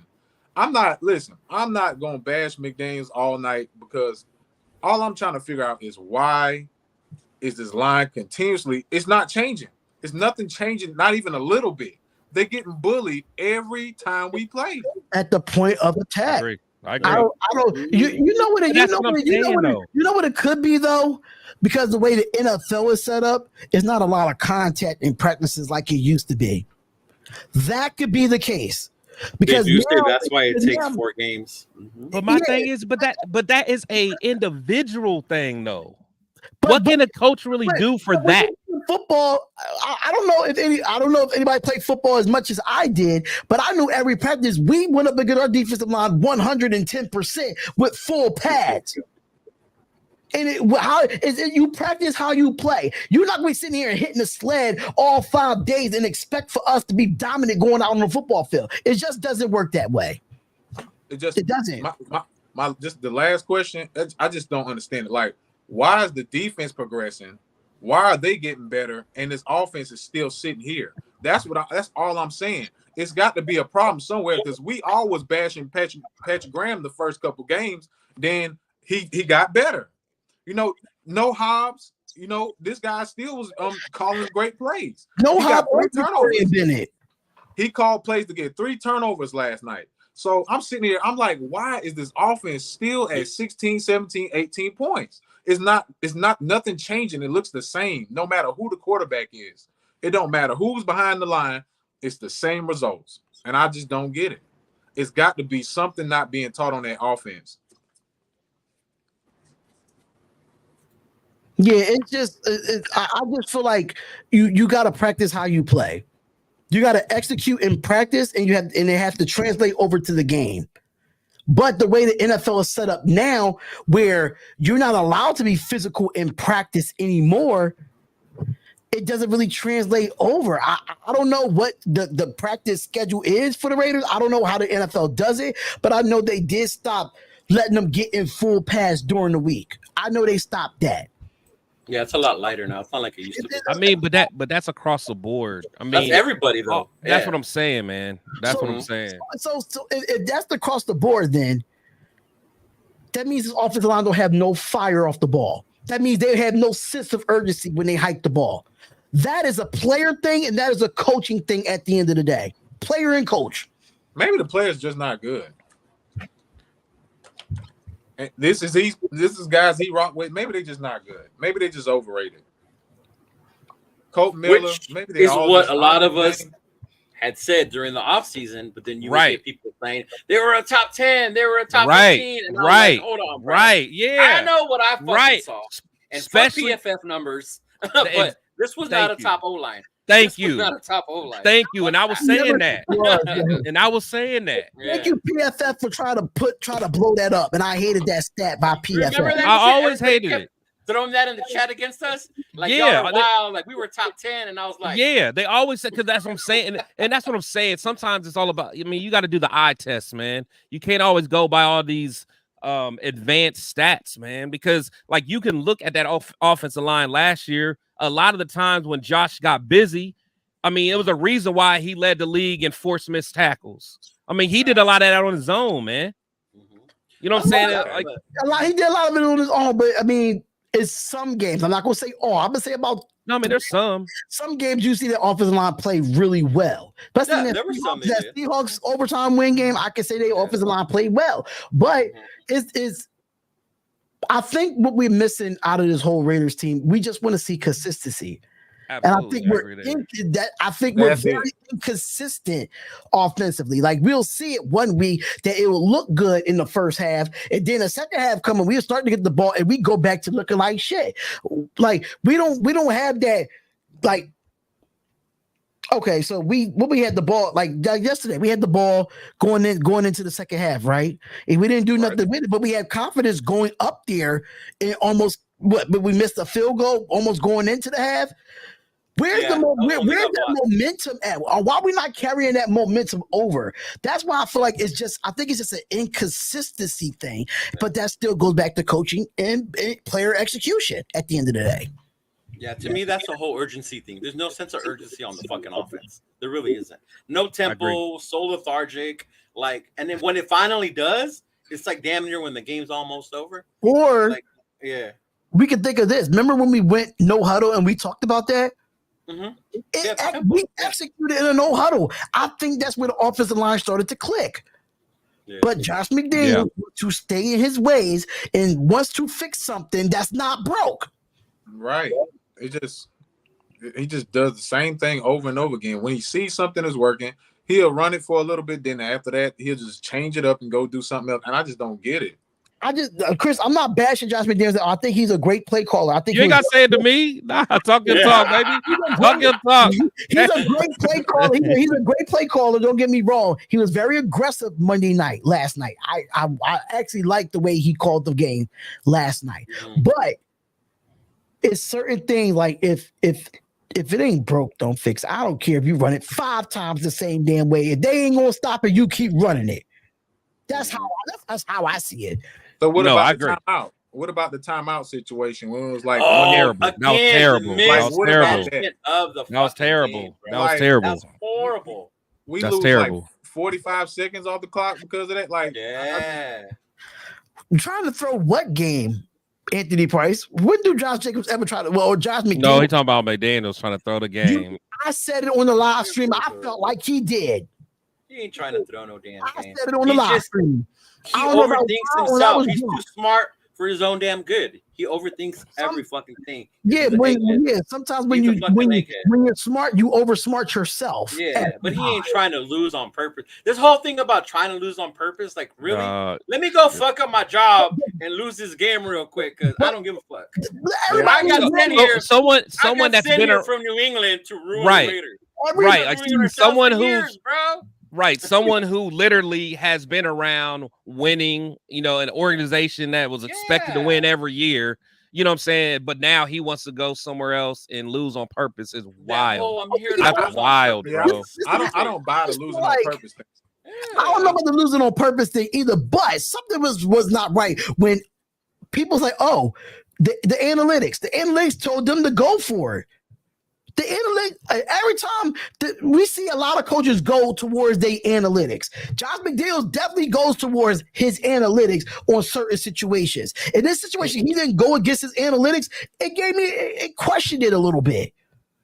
It questioned it because he goes with his analytics. And his analytics at that time did not tell him to try to have Daniel Carlson kick that field goal. His analytics would say it's 4th and 1 or 4th and 2. You run the football, seal the game. That's what the analytics said, and that's what it said. They said it on national television. That's what the analytics told him to do, but he decided to kick the field goal. I mean, I'm just saying. But does the analytics consider who your kicker is? Does it consider that you have the best deep kicker in the league? Does the analytics consider that your center is trash and gets pushed back and you're going against and you know what I'm saying, you're going against Kenny Clark and them boys that's been killing you all day. I mean, it's not like Josh Jacobs did not get tackled for loss multiple times that game. How many times on a 3rd and 1 or a 4th and 1 we got a quarterback sneak and we got the first down? Okay, but if he would have did that, if he would have did a quarterback sneak and got stopped, y'all would have crucified him for being too predictable. I wouldn't have crucified him. Yes, you would have, man. Y'all would have, you know what I'm saying? You know why? You know why? Because in that situation, you know why? And I know I wouldn't have. I wouldn't have. You know why? Because the Green Bay Packers had one timeout and they still had to use it. They still had to use it. So that's what I'm saying. That's why I said why Josh McDaniels didn't go for it, because the fact that they already was a 2-minute warning and you go for it, and then if you get that first down, they have to be forced to use that timeout. Right. Yeah, if they got it, but if they would have stopped it, then what? I think we would have got it. But I'm just saying. I think we could have got it. I think the playbook is too big to be. The playbook is too big to be just doing the same old thing all the time. Like if it's 4th and 1, you don't have to run it up the middle all the time. You don't have to the playbook is too big to be doing the same thing all the time. I agree with you on that part, Solo, and that's what drives me crazy about everybody say just run it or sneak it. Like y'all complained that he's not creative enough. You wanted him to run and sneak it because that's what everybody in the world thought he was going to do. But my thing is, and then Leo went for it, did some like reverse type shit. Like, okay, thank you, Leo, thank you. Remember last year? Remember that's one of the things they still talk about all the time. It's 4th and 1, and why they do something? He pitched it outside. Like, you know what I'm saying? Watch him play action and go deep to Tay or something. Like, I would have been fine with that shit. Like, that's what I'm saying. I remember that one play. You remember when it was on 4th down? We was in the red zone. I forgot which team we was playing. He went for it on 4th down and threw it to Tay for the touchdown. But see, that's what I'm saying. That's the type of I want to see that type of consistency. Like, don't just run the ball with Jacobs all the time. But if you wouldn't have got that, y'all would have been the same people that complained about run the ball, just like last week when we lost at the end of the. See, if we would have, the thing is he tried because that was first down. No, I know, but what I'm saying is, he's trying to be creative because no one was expecting that. I know I wasn't. In my mind, I'm like, run the ball just like everyone else. But you got to think about the quarterback that you have in there. You have a rookie quarterback, and you putting him at a first goal. As a head coach, as a 6-time championship head coach, you know you have a rookie quarterback, and you're going to throw the ball on 1st and go on the 3. You're bugging. I would have ran the ball and then try to throw the ball if you don't get it. If he's your quarterback, it's either you rocking with him or you're not. Yeah, but you have to protect the quarterback at the same time. It's a different IQ. It's a different IQ for veteran quarterbacks too. It's a different IQ for veteran quarterbacks versus a rookie. Yeah, but the thing is, I mean, at some point you got to know. And again, this it's not like it's not coached. If it's not, it's first down, son.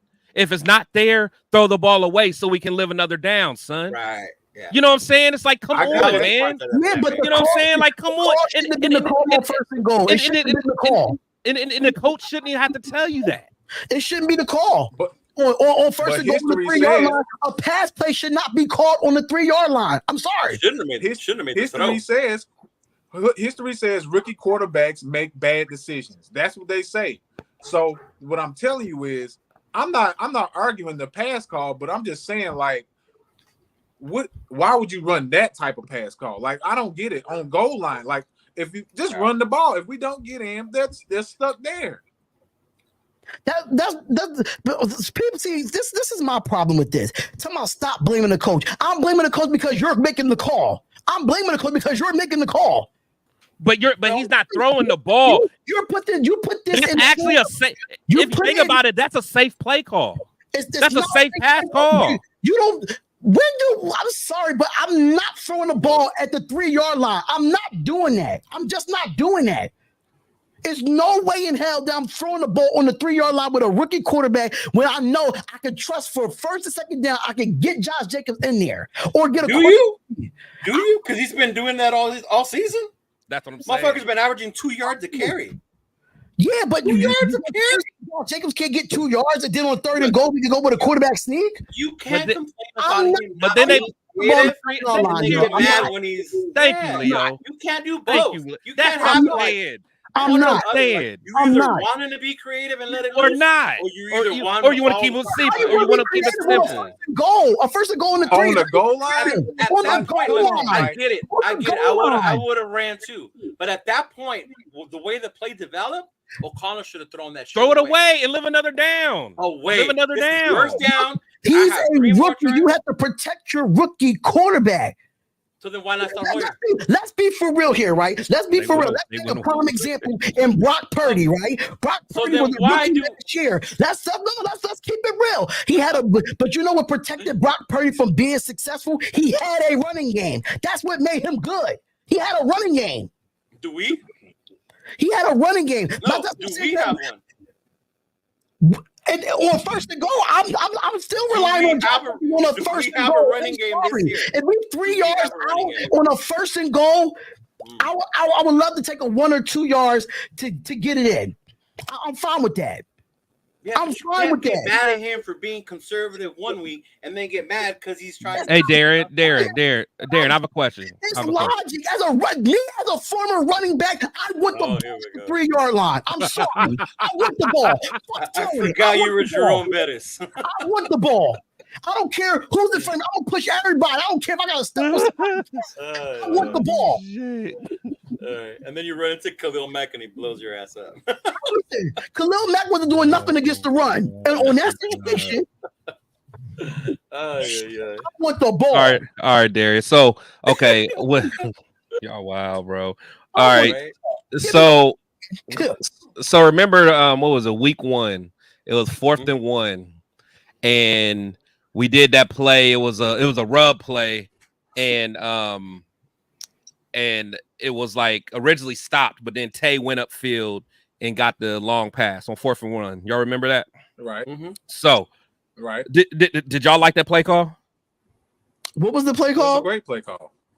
Okay, you liked it. It was the one. It was 4th and 1. It was a 4th and 1, and I think it was it was like a rub play. I think it was like Devontae and Myers did a rub. It originally wasn't there, but then Devontae went upfield, so it probably ended up, and he got blasted. It was probably like a 15, 20 yard pass play, but it was 4th and 1 where everyone thought it was going to be a run, but it was a pass. But did you like that play call? It worked. I did.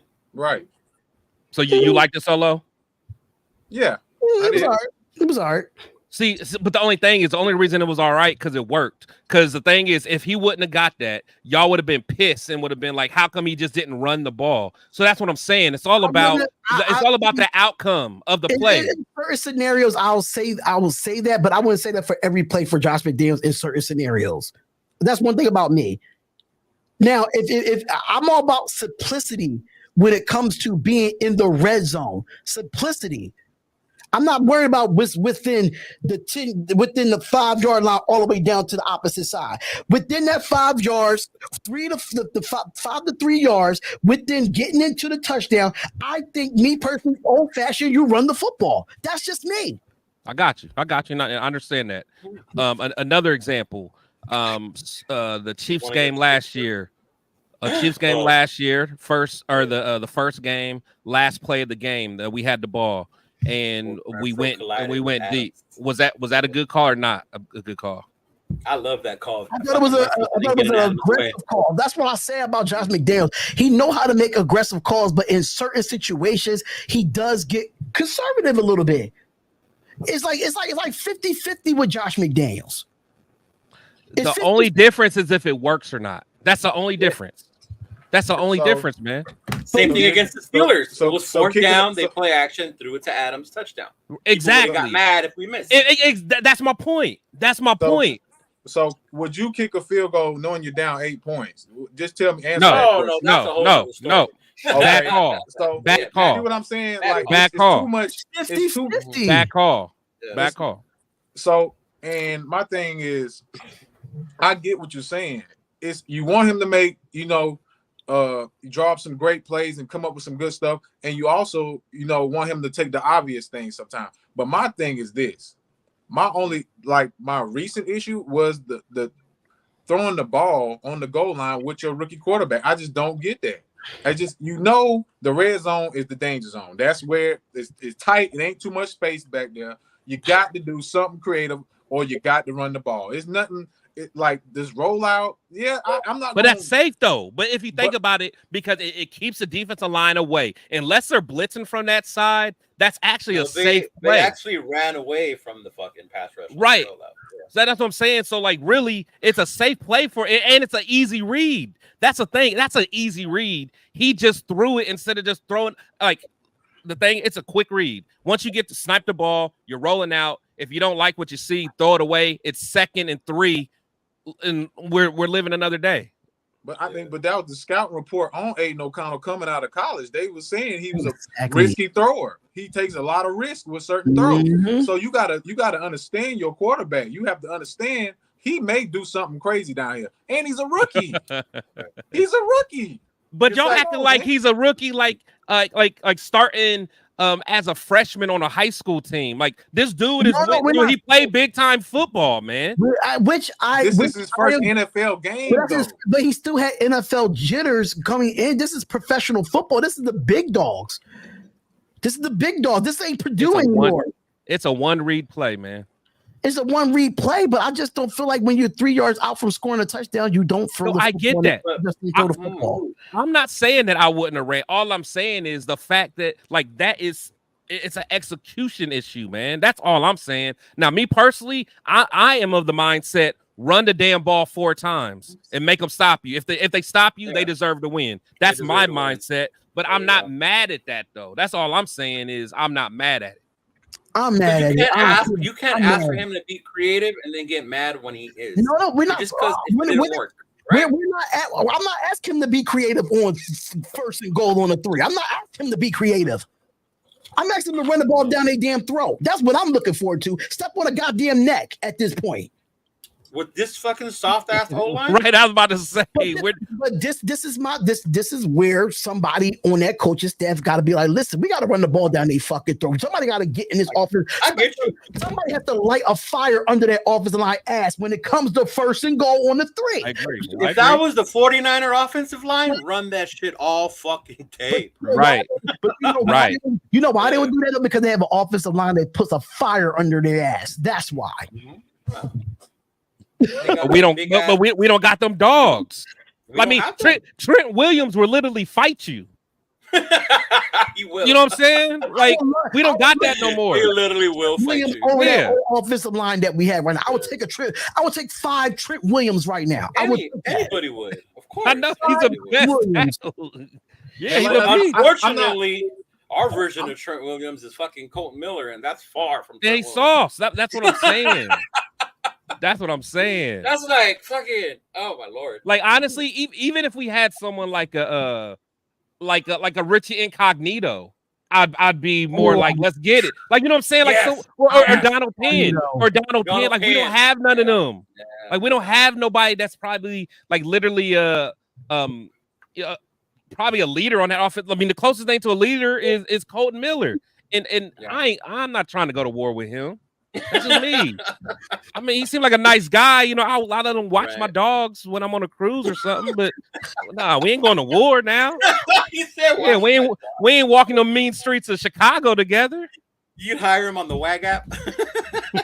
Yeah, I hire him in the wagon. Walk my dog, bro. I agree, man. I agree, man. The office, somebody needs to light a fire, like literally. Yeah, Go to they practice really do. and Bro. get a bonfire and They light really their do. asses up for real. Then you'll Man, work. Randy, look, Randy got a good point, man. If Josh McDaniel started yelling at player, all the haters would criticize that too. So it's like, No. But the thing, hold on. But remember that player survey that everybody likes to bring up. What was it? Josh McDaniels is too hard on this. He works us too long. He's too hard on this. So I'm like, what do y'all want, man? What do y'all want? Who the hell said that? What do you, the player survey? See, that's the thing. You remember? Yeah, it was a survey. That's what I'm saying. He's too hard on us. Okay, he's too hard. I'm a former coach and a former player. If you, I'm gonna be honest with you. This is not just NFL in general, but if you saying a coach is being too hard on you in a football practice or in a football game, you take the pads off and go home and go play softball or something. That's literally what you get paid too much to be physical. Said. Stop being pom-poms and stop being a cheerleader. Get out there and hit some goddamn body. That's what I'm saying. So he's trying to change his image because hey, I'm being too hard on these guys. I wouldn't give a shit. If you don't want to play me, you could be tough on people. If it's okay to be tough when you're winning games. My thing is this: when you're losing, you're losing a lot of games, Josh McDaniels. It's not like I'm okay with your play calling and your questionable stuff if you're winning games, but all those close games we lost last year, 17-0, carrying up, like it's got to be some kind of accountability with this coach. Like you got. I'm not saying it's all his fault. It starts with him. Yeah, it starts with him. It starts with him. It starts with him, but I'm sorry. I'm just like just start and get the hell. It starts with him, but my thing is people want to act like it ends with him. That's my issue. Right. No, it doesn't. Coaches coach, players execute, and I get that. It starts with him, but it ends with the full team as a team in itself. That goes to his staff. That goes to the roster that they put together. It's everything in between when it comes to ending. It starts with McDaniels, but it ends how the team performs at the end of the day. It depends on how the coaches coach at the end of the day. So that's all combined into one when it comes to the end of the year. No, I get it.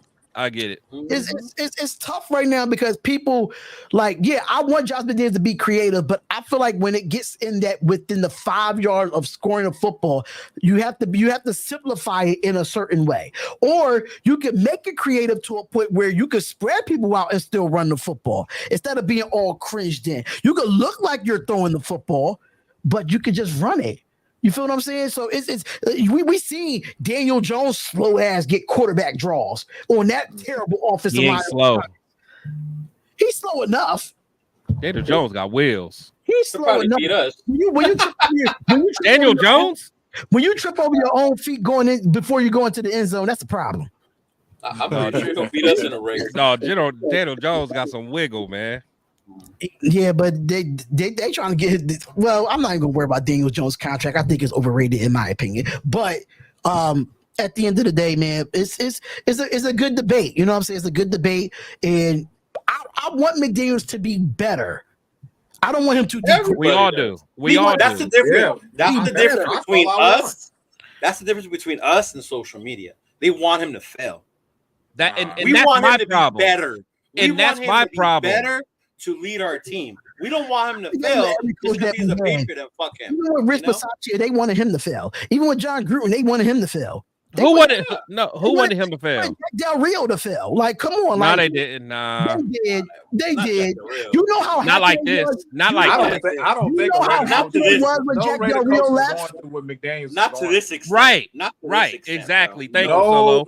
But you know what is coming from. It's all because of this DC situation. Listen, man. Yeah. Listen, I know it's this DC situation that's got everybody wanting to send this man to hell. Listen, I'm just saying you have to be accountable as a coach. I want him to win. I want him. I say, damn, that was a good play. Damn, that was a good call. But it's you're a like, real fan though. But you're an objective fan. There's not many like you. That's the problem. There's not many like you. Like I tell my story all the time. Listen, I was the biggest DC fan, but at the end of the day, I wasn't complaining about the move. I thought it was a great move because it was time for that. And I thought, you know, we wasn't progressing. We wasn't winning any playoff games with DC. What's the point of keeping them? You know, I didn't have no problems with that. I'm a Raider fan first, like I said. Exactly. So as much as I love Darren McFadden, he got going. Listen, I still support this team. But McDaniels, on the other hand, I have never seen a coach go through so much ridicule for this team as much as he do. And all I'm saying is this. Does he deserve some of it? Yes, he deserves some of it. But like just to give him all the blame, I don't think it's just him. It's the organization, it's players, it's a bunch of things, man. But people can pump the brakes on him a little bit, but I'm just saying some of his play calling is a little questionable. Oh, it's wild, yeah. I don't think Andy Reid would do the stuff he does. I don't think Sean McVay would do the things he does. I don't think, Sirianni, none of these guys would do the things he does. So I just want him to be accountable for what he do. But all coaches make some questionable calls. I mean, if y'all remember that first game with Kansas City, you remember that the Kansas City game against the Lions? They was doing some real questionable stuff where I was even thinking like, damn, they miss Bieniemy. That's what we were saying. They was looking real shaky.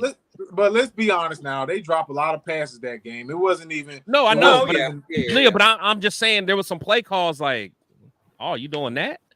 It happens. Either, remember? It always happens when the play don't work. That's my biggest thing. That's when people get on it. See, the problem with me is when the play don't work in a certain scenario or in a certain situation. It's not just when the play doesn't work. It's a scenario for me, or is a situational play to where, okay, why did you do this in that situation? Not just why you didn't do the play. Why did you do that play in that scenario? You could have did that in a different scenario or in a different situation. But I'm all about when it comes to situational football, and you know that we can find a way to get points.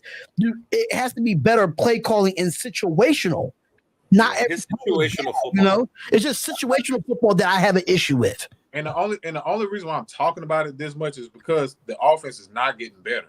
We're not getting better. That's the only reason why I'm talking about it this much, because we're not getting better at all. Statistically, you can see it with your eyes. It's not getting better, man. Wow. And we did spend a lot of money, on his offense this past, off season. So at the end of the day, hopefully I want to see it. I want to see it get better within these next 5 games. I think it's our chance. It's our chance. This is our chance to do it. It's definitely our chance to do it. And I really had that once I see this Patriots game and how Josh McDaniels approach this game, because it's against his former team again, how he approached this game and how he executes and how he calls this game, then I can see how the last 4 games will go. That's just me. I really hope that he learns from his mistakes from the Steelers game. And, even though we won yesterday, and I'm happy that we won, shit, I'm not stressing. I didn't have to take a drink yesterday. I'm fine. I took a drink because we won. Right. I didn't have to cross my arms going into a coffin like, listen, goddamn Raiders, man. I would do that. I would do that anyway. Fuck that. Even when we lose, fuck your team. I don't give a fuck. Right. Yeah. I don't. Yeah. And honestly, I think at the end of the day, and I got to do a better job of realizing I'm a different fan than a lot of people.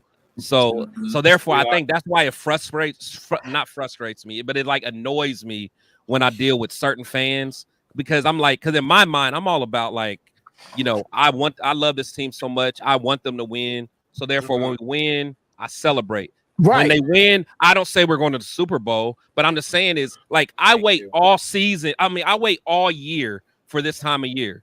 Yeah. Like, you know what I'm saying? Like I don't take many vacations during the summer. I don't take many vacations in the winter or whatever. But like I save a lot of my daggone PTO and all that so I could travel during. You know what I'm saying? Like, so therefore, like Right. Yeah, you know what I'm saying? Like I'm from Ohio, you know what I'm saying? So I can't just go a couple miles away to go watch my team play. So it got to be a full event for me to go to. So that's why I look at things differently. So that's why when I hear all these weak fans out here, you know what I'm saying, want to tank and all that stuff, like no. Like why would I want them to tank? You know, I didn't want them to tank when Hugh Jackson was a coach and he had to bring in Kyle Bowler, you know, or you know what I'm saying, Oh my little stuff like God. that's what I'm saying. I was still in the stands rooting my team on, you know what I'm saying? So that's why when I hear that stuff is so weak to me, man. It's weak. So that's like I don't respect it, man. That's so maybe I just look at it different. Or the fact that they say that we're okay with beating mediocre. No, we're not okay with beating mediocre. No. Of course we want them to win too, but we also fucking are going to celebrate when they win, even if it didn't fucking look good. That's still our team. And they're the same, and they're the same people that were okay with the mediocre quarterback play. Never mind. Go ahead, Dan. That was so to me. I'm gonna just mind my business on that one because I mean it's a lot of things. It was a lot of things mediocre outside of the quarterback being mediocre. So no, there was. Yeah, and that's why a lot of the team in itself was mediocre. So I mean, right? But that's what I'm saying. But the thing is, things must have been so much better then. It's like they want to go back to them days of 2021. Like it was so much better. Like we literally was on a what was it like we lost 5 of 7 games. And then finally we came to the Browns game where we were able to start winning because of COVID. Only reason we made it to the playoffs because of COVID. You know what I'm saying? That's the only reason. Don't talk. But a win is a win, right? So I'm trolling. It may not be. It must not be because this win that we had yesterday don't count. The only legit win in that stretch was that one against the Colts when Carson Wentz and those guys were on fire. Shit, yeah. But even that game. Yeah, but even the Carson Wentz game, he wasn't able to practice all week because of COVID. Yeah. But they still had Jonathan Taylor. He was anyway, even if he didn't have COVID, he would have anyway. It's Carson Wentz. No, but the Colts was playing good that year. They was playing good. Yeah, they was playing good.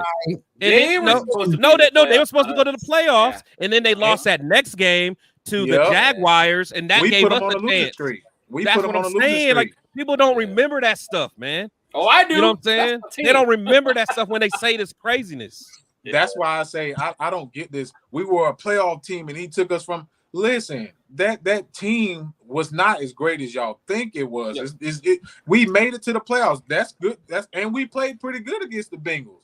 But my thing is this: you got to understand what a real playoff team looks like. What a real playoff team does. It's 2021 wasn't it? Yeah. I'll say this much about that team, and I love that team. That team made the playoffs, and they made it, but it wasn't sustainable. That team wasn't one that you could continue to build and become a constant. And that's the part where I understood. Did they go on a good run? Hell yeah. Was I happy we did? Yes. But I was going with that, Eric. The players that year played with heart. And it looked like they was playing for each other and their coach. They had no choice. Everything they went through, they lost Ruggs, they lost Gruden. I just want to see that now. I want to see that now. Play for Josh McDaniels. Play for him. Different players. These are different players. Shit. I don't care. You are a team at the end of the day. You are a team. You play for your coach. Why does Coach Prime not want to come to the NFL? I know that's one reason. Because when it comes to coaching, he knows how to recruit kids. He knows how to get kids to come to a college and get them out of situations. Now in the NFL, it's a little bit different. You got to go through your general manager. What players do they want on the football team? How the organization want them when it comes to salary cap, when it comes to money. It's different in college football when you're going to recruitment than you are in the NFL. So coaches have more. What did he say about coaching NFL players, though? What did he say about coaching NFL players? Why he won't do it? Besides the recruiting part. I just think he don't do it because of the fact that everybody thinks. Because when they're millionaires, you have to find a way to motivate them. They don't motivate themselves. Well, I'm sorry, but because they're players. That's why a lot of college That's coaches the reality. That's why Urban Meyer couldn't work. Urban Meyer tried that junk at Jaguars, yelling at these Yeah. dudes, and he kicked the kicker, and he did all this other. Like you can't do that with everybody. That's People all I'm gotta- saying. a lot of Now NFL someone like Pete Carroll. Now he's a player's coach where guys Yeah. like him. You know what I'm saying? Like you got to have that balance, man. But Yeah. you can't just try to threaten. I mean, just someone like Singletary. Like you can't just Remember what happened rule with with. him? That's what I'm saying. Like you Yeah. can't. Like people just think you can what you just say, rob people to death. It's not With what you him say. and Vernon How you Davis. say it. Yeah. Mm-hmm. That's what it comes down to. It's not what you say, how you say it. But at the end of the day, if you, I just feel like NFL players are just emotionally soft at this moment. They're just emotionally It's soft. different. It's This like is the when you most- have that okay, money. but you're at the end of the day, this is your job. This is your job. It's We- a new we get that. generation. You It's just- a new generation. It's a new generation, but we get to a point where NFL players are losing their contracts because it's a new generation. Ever since Juju Smith-Schuster had that one good year in Pittsburgh, and he got all over TikTok, and now his career is in shambles, and he only making what $9 million a year when he was making 21 in Pittsburgh. Come on, now that's a big ass decrease. Do you remember watching Chris's interview with Bruce Almighty? Yes. Remember what he said about Jamarcus Russell, what they had to do just to get him to run? That's ridiculous. Hugh Jackson had to run with him. That's unbelievable. In order to get Had to him run with run. him. But this is the problem with the Las Vegas Raiders again. The Raiders were Raidering and overpaid for a quarterback that was overly hyped coming out of college. Man, shout out the Raider Twan. That's what I'm talking about right there. Was Like- writing love letters though. Yeah. And that's the stuff that people like I said, like these Oh, people love Rich Bisaccia because Yeah. the guys like, okay, I he was get it. very poetic, man. And like, Mhm. okay, it was a beautiful story. But he's been Mhm. coaching for over 30 years, has never even been an offense or defensive coordinator. He's only been a running back coach or a special teams team. coach in like Right. a 30 All plus you need something is one years. opportunity. Like Eminem said, you only need one shot. Do not get your chance to blow. Okay, he had his shot, but then no one else is even consider him. Not even as a court, Yeah, not as a real. I mean, hey, He had a one, and he ended up getting So did Condoleezza Rice for the Browns. He did. Look it up. don't You need Look to it up. stop, dog. You need to stop. Yeah, I know man. If I'm lying, I'm dying. She interviewed for yeah. the Browns job like 5 years ago. If I'm lying, I'm dying. Man, Oh, just imagine the players Bisaccia would have drafted. Oh my God. I'm sitting here, I'm like, y'all think he's just such a great coach. Do you know what kind of draft picks he would have got? He wouldn't know Mayock was what the hell to GM, do. right?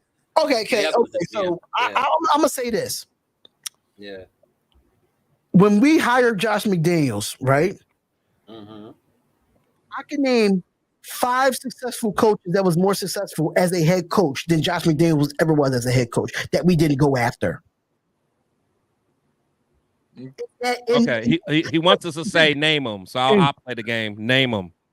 What's his name that went to the No, Giants? Raheem Morris was better than Josh McDaniels as a head coach. Let's keep it real. He has a better winning record as a head coach than Josh McDaniels does. Then What team was he at? He was at he was where was he at? Morris was on the I forgot where he was. Buccaneers, and now he's with the Rams. Buccaneers. He was the Rams now. He's with the Rams now. Mm-hmm. So, Yeah, but he's not head coaching though. But he has a better he's a better head coach than Josh McDaniels was. He went to the playoffs with Fair the enough. Buccaneers. Fair enough. So it was who was on that list? I know Raheem Morris was one of the top guys that was on that list. It was a lot of defensive coaches that was on that list. It wasn't Todd Bowles. Todd Bowles is garbage. I definitely didn't want Todd Bowles. Wasn't it the Giants coach? Wasn't he out there? Brian Dable. Brian Dable. Yeah. Brian Dable, for me, that was the guy that I wanted on the Las Vegas Raiders because he's hard-nosed. He does not give two shits about anything. Even though the Giants is not playing well right now, but he takes accountability. Talk And about overpaying for a that he player. had with Josh Allen, and then what he did with Daniel Jones last year, I could have Yeah, taken Brian Dable over Josh, which he has a winning record over Josh McDaniels in Josh McDaniels' head coaching career. A better winning record. So Brian Dable, Fair. there's the That's enemy. Airbnb, I know Airbnb was not going to come here due to a lot of situations of like domestic violence or whatever that story was. But Yeah, he'll Yeah, never get that was the thing with him. is successively better than Josh McDaniels offensively. Successively, he is. He's with the times. I wanted He went. Harbaugh so bad. I wanted Harbaugh so bad. Harbaugh. I wanted Harbaugh so bad. Even with wow. Stop shaking your head, Chris. No, I mean the thing is, I mean, anyone that really knows me, there was a time, probably about 2019-ish. Probably about 2021, where I was ready for Harbaugh to go from Michigan. Oh, because he had like he had such a contract where he can just do whatever he wanted, but at a certain point, I mean, you talking about creativity. Harbaugh don't got that. He sure don't.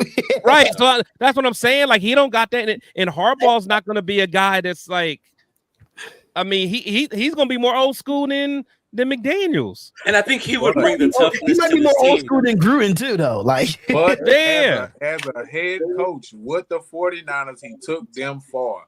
And that's my thing. He did.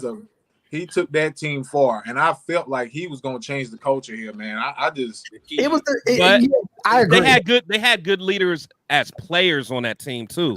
Because then he had like Patrick Willis and them, and Vernon Davis. I mean, there was some dogs. Frank Gore. He had some. But where does that go back to? They played for him though. Crabtree was on that. Crabtree they had Anquan too, didn't they? They had Anquan Bolden. It goes back to your GM as well. Your GM put your coaches in right positions to go out and get players so where he could be successful at. Yeah. No, I agree. I agree. So when it comes down to personnel, I think the communication was so good between the GM and the coach. Oh, what do you want? What type of players do you want on this football team, John Harbaugh?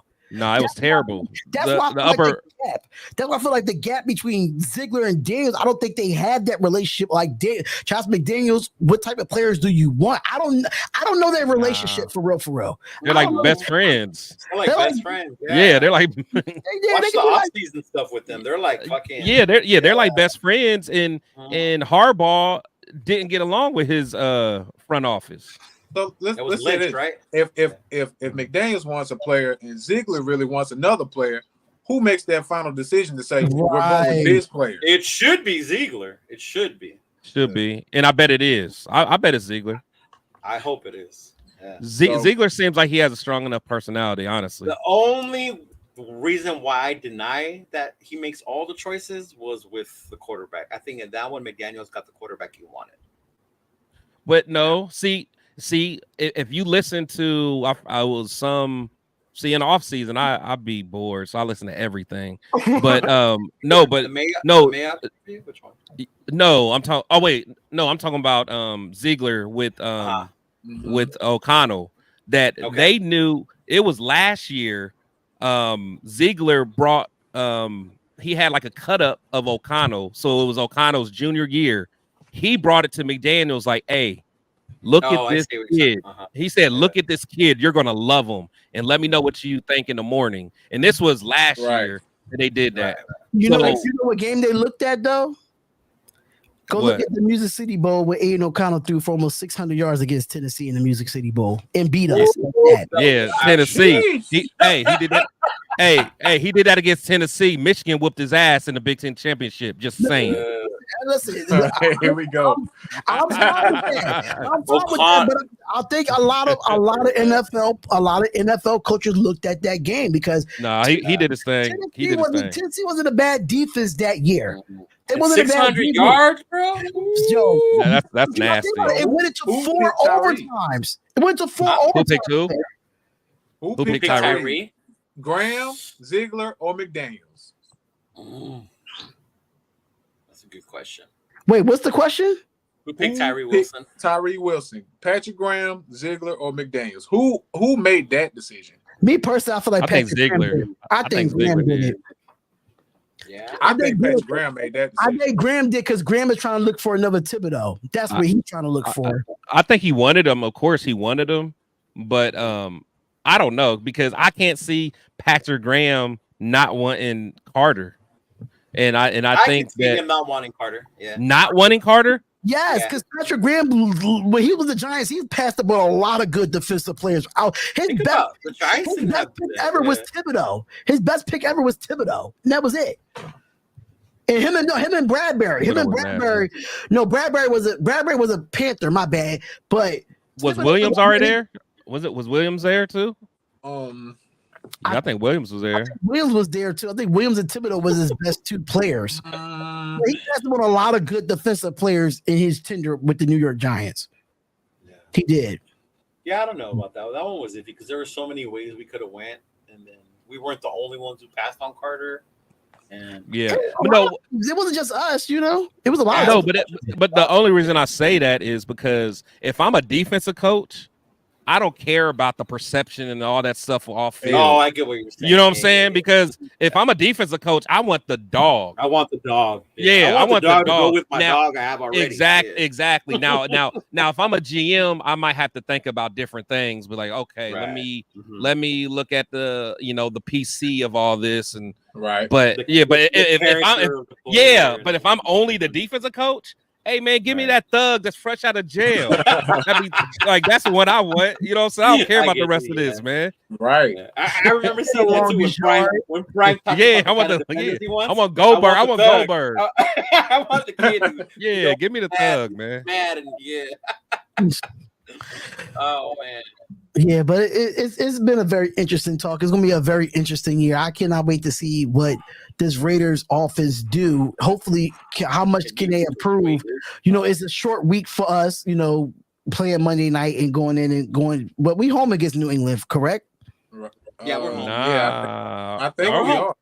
Yeah, we are. I think we got back-to-back home games. It was back-to-back home games before they go to Chicago, bro. Yeah. Oh, nice. Yeah, before they go to Chicago, because I think we go to Detroit as well, if I'm not mistaken. So I go to Detroit, then come back home for the Giants and the Jets. Yeah. Oh, Chris goes to that game. Chris, you want to see that blue?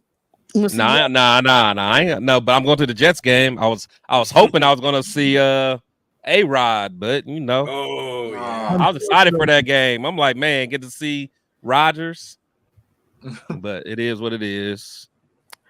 But I'm gonna just go around the panel real quick. Let everybody know where I can find you at, Leo, aka Tito Linus. Where can they find you at, brother? You can find me on YouTube and Instagram, bro, at Cheeto Linus.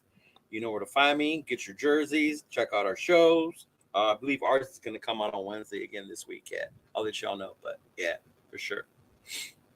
Chris, where they can find you at? Everything Protect the Shield podcast. Everything is Protect the Shield podcast. I'm usually arguing with somebody now, but now I'm starting to get better at blocking people because I'm trying to keep good energy, man. So I'm not letting these fans debates. That's what it is. It's healthy. It's healthy debates over here.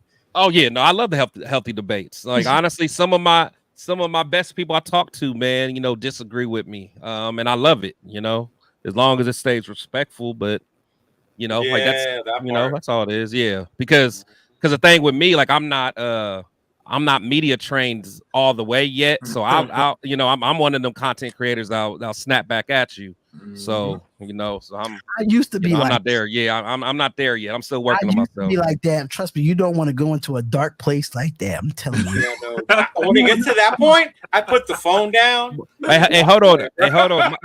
Hey, before we keep going though, Myra G got a good point. She been asking for us to go on to New England for a while. We ain't talked about New England at all.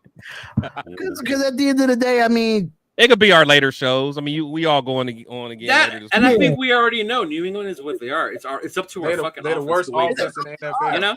To us to do our job at the end of the day. It's not really too much to preview. Like they're really bad right now. They're bad. And we just got to come out. We just got to come out there and execute. And for I think we should have to dominate. I think we should dominate them. But if we Yeah, win Chris. 17-13, I will not be mad as long I as would we not. win. Listen, I would not be mad. But hey, but a whole bunch of people will, Leo. A whole bunch Yeah, of they people will be will. mad, and then they'll be like, "How come we're not tanking?" To the Patriots' credit, they are playing the hardest schedule in the NFL. So they playing tough teams every week. So Yeah. Well, And Saints their defense is like falling apart as far as injury wise. So Oh, yeah, Judon's hurt, right? Judon's yeah, done. two guys on Gonzalez is done. IR. Yeah, Oh, is he? that was bad. Yeah. I mean, they did go back and get J.C. Jackson. The Chargers did trade him back to New England, but I Oh, don't know. he's I don't- food though. he's Yeah, he's done. over. He's boo boo. Yeah, JC Jackson's back over So, there. So we get to see him again. Mm-hmm. So, quick question here. They said, do you think they will make any trades or pick up another player or two? I don't think so. I don't think we're in a position to make any trades at this point. Honestly, I wouldn't be surprised. I mean, the fact that they pulled Illuminor, they might be looking for some O-line help, because I think McDaniels has to know that the only way this thing's going to work is if we can protect Jimmy. That's the only way. And you can see in McDaniels' face, he don't have that confidence in, what's going on, and side. yeah, like you could tell he don't got that confidence. So I wouldn't be surprised if he might. This gonna be wild. This gonna be wild though. But so if he does pull the trigger and make a trade for an O lineman, say, right, and it's Renfro that goes, are you gonna be mad? No, I'm not mad. But get this though. Unfortunately, I don't want that to happen. But if it happens, then that's just what it is. This gonna get some people mad though. But don't be surprised if we make a trade for Trent Brown.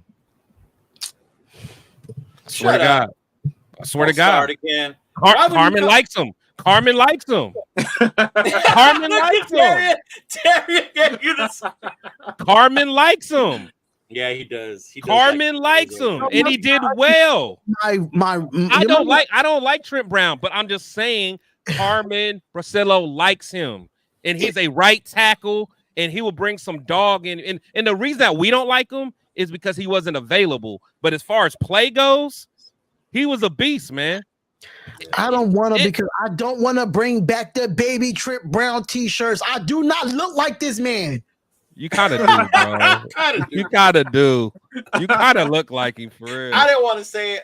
I can see you eating snacks. Remember, he was eating snacks on the Hard Knocks. Yeah. I don't look like you that. You do look like you. You do look like you a little bit. So now Brandon Parker's my uncle. And he is your uncle. Brandon Parker is your uncle. Brandon Parker's my uncle. So now what's Trent Brown to me? Like, what is he? Twin? He just. If people know me from back in the day when I was Spotlight Raiders talk, y'all knew I had the baby Trent Brown t-shirts, and the baby Trent Brown t-shirt really had a baby Trent Brown with a diaper in a bottle, and it said baby Trent Brown on it. I'm telling you, I'm gonna go look on Fiverr and get that graphic. I'm gonna send it to the group chat. I might need one of them. Hey, but I'm telling you, you ain't heard no Raider content creators say that. You heard it here first. Fact. I'm tripping out. You all know how Belichick is struggling, right? And they're talking about this might be his last end in New England.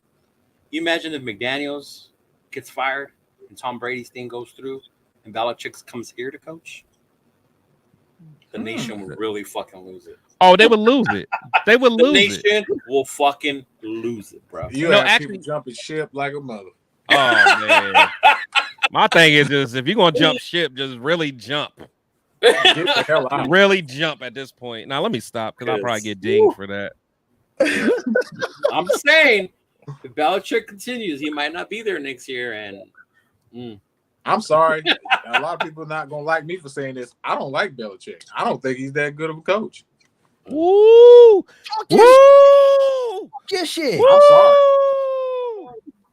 You think it was Tom? Sorry. Combination. It was Tom. I'm right with him. I'm right with him. Oh, y'all talking. I'm right.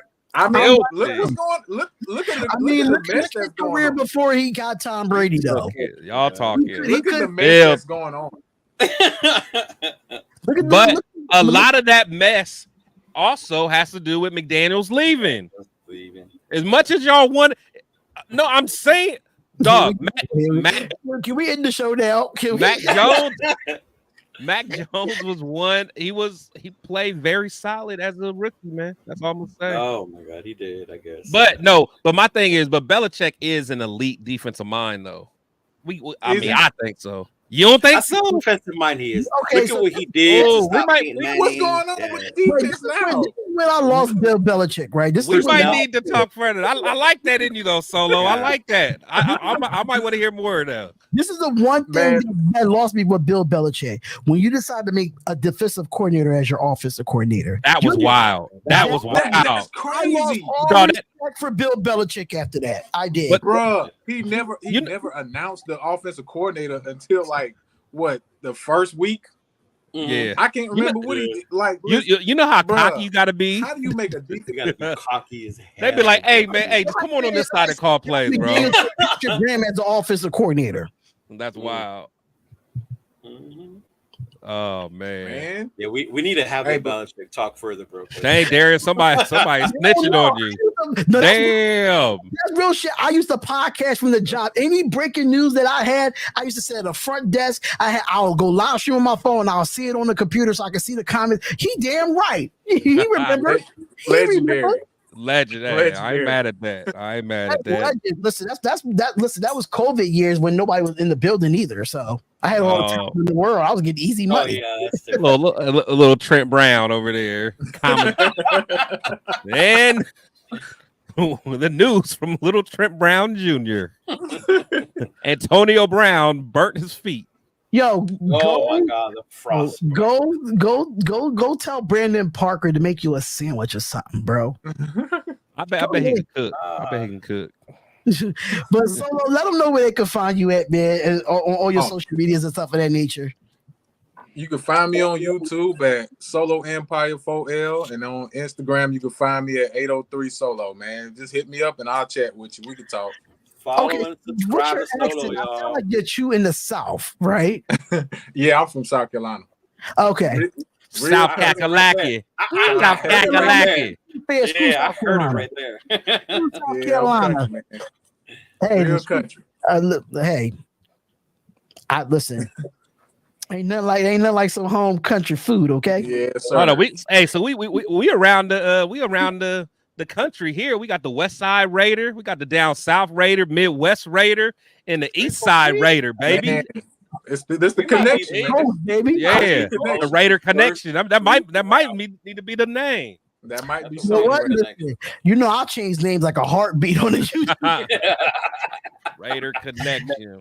Oh, the Raider connection. That would be dope, man. But thank y'all so much for tuning into a decent open debate. Oh, this was good. This was healthy. This was healthy. Really? You know, Josh McDaniels, hopefully he could bring Chris that potato salad with the raisins in it. Chris McDaniels. Or he could bring the mac and cheese with the orange yellow man. Cheese. Not the Cracker Barrel, but the you feel me? Just put it on top of the macaroni and just melt the bad boy. That's how you do it. Regulators. Mount up. But shout out to everybody. Myra, get on it, Myra. Myra, get on Myra it. Is 2 is still up. Myra, hop on it. Myra's 2 is still up for grabs in the fantasy league. And Cheeto Linus. How about that win? Now all of a sudden people want to talk about the week. I'm undefeated. It don't matter. I'm undefeated. Now all of a sudden motherfuckers want to talk about my first loss because Herbert was fucking I'm undefeated in our league. So hopefully Solo next year you can be in our league too. So that'll definitely be fun to be in our league. There. I'm all in, man. Let's get it, man. But thank y'all so much, man. We out of here. I got a lot of things that I'm going to try to put on this channel as much as possible. All 22 is up on the NFL Plus. If y'all definitely want to look at the coaches film and get more of a breakdown of the Packers game going into this. We didn't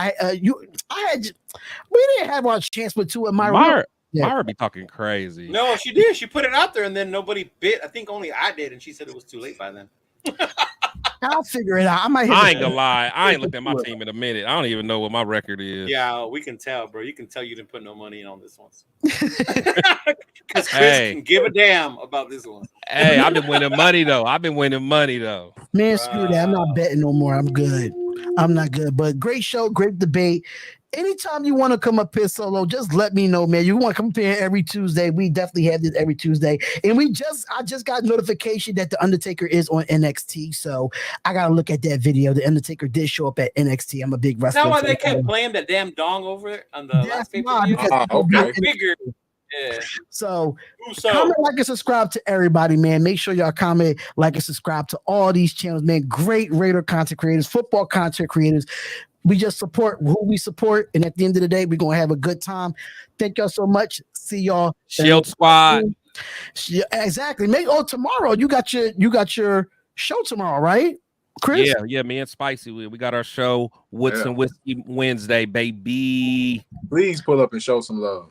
Exactly. And so you gotta start going live too, so we could come over there too, brother. I'm trying to get my subscribers up. Once I get enough subscribers, I'll go live with y'all, man. Hey, just get them, man. Hey, they'll come, man.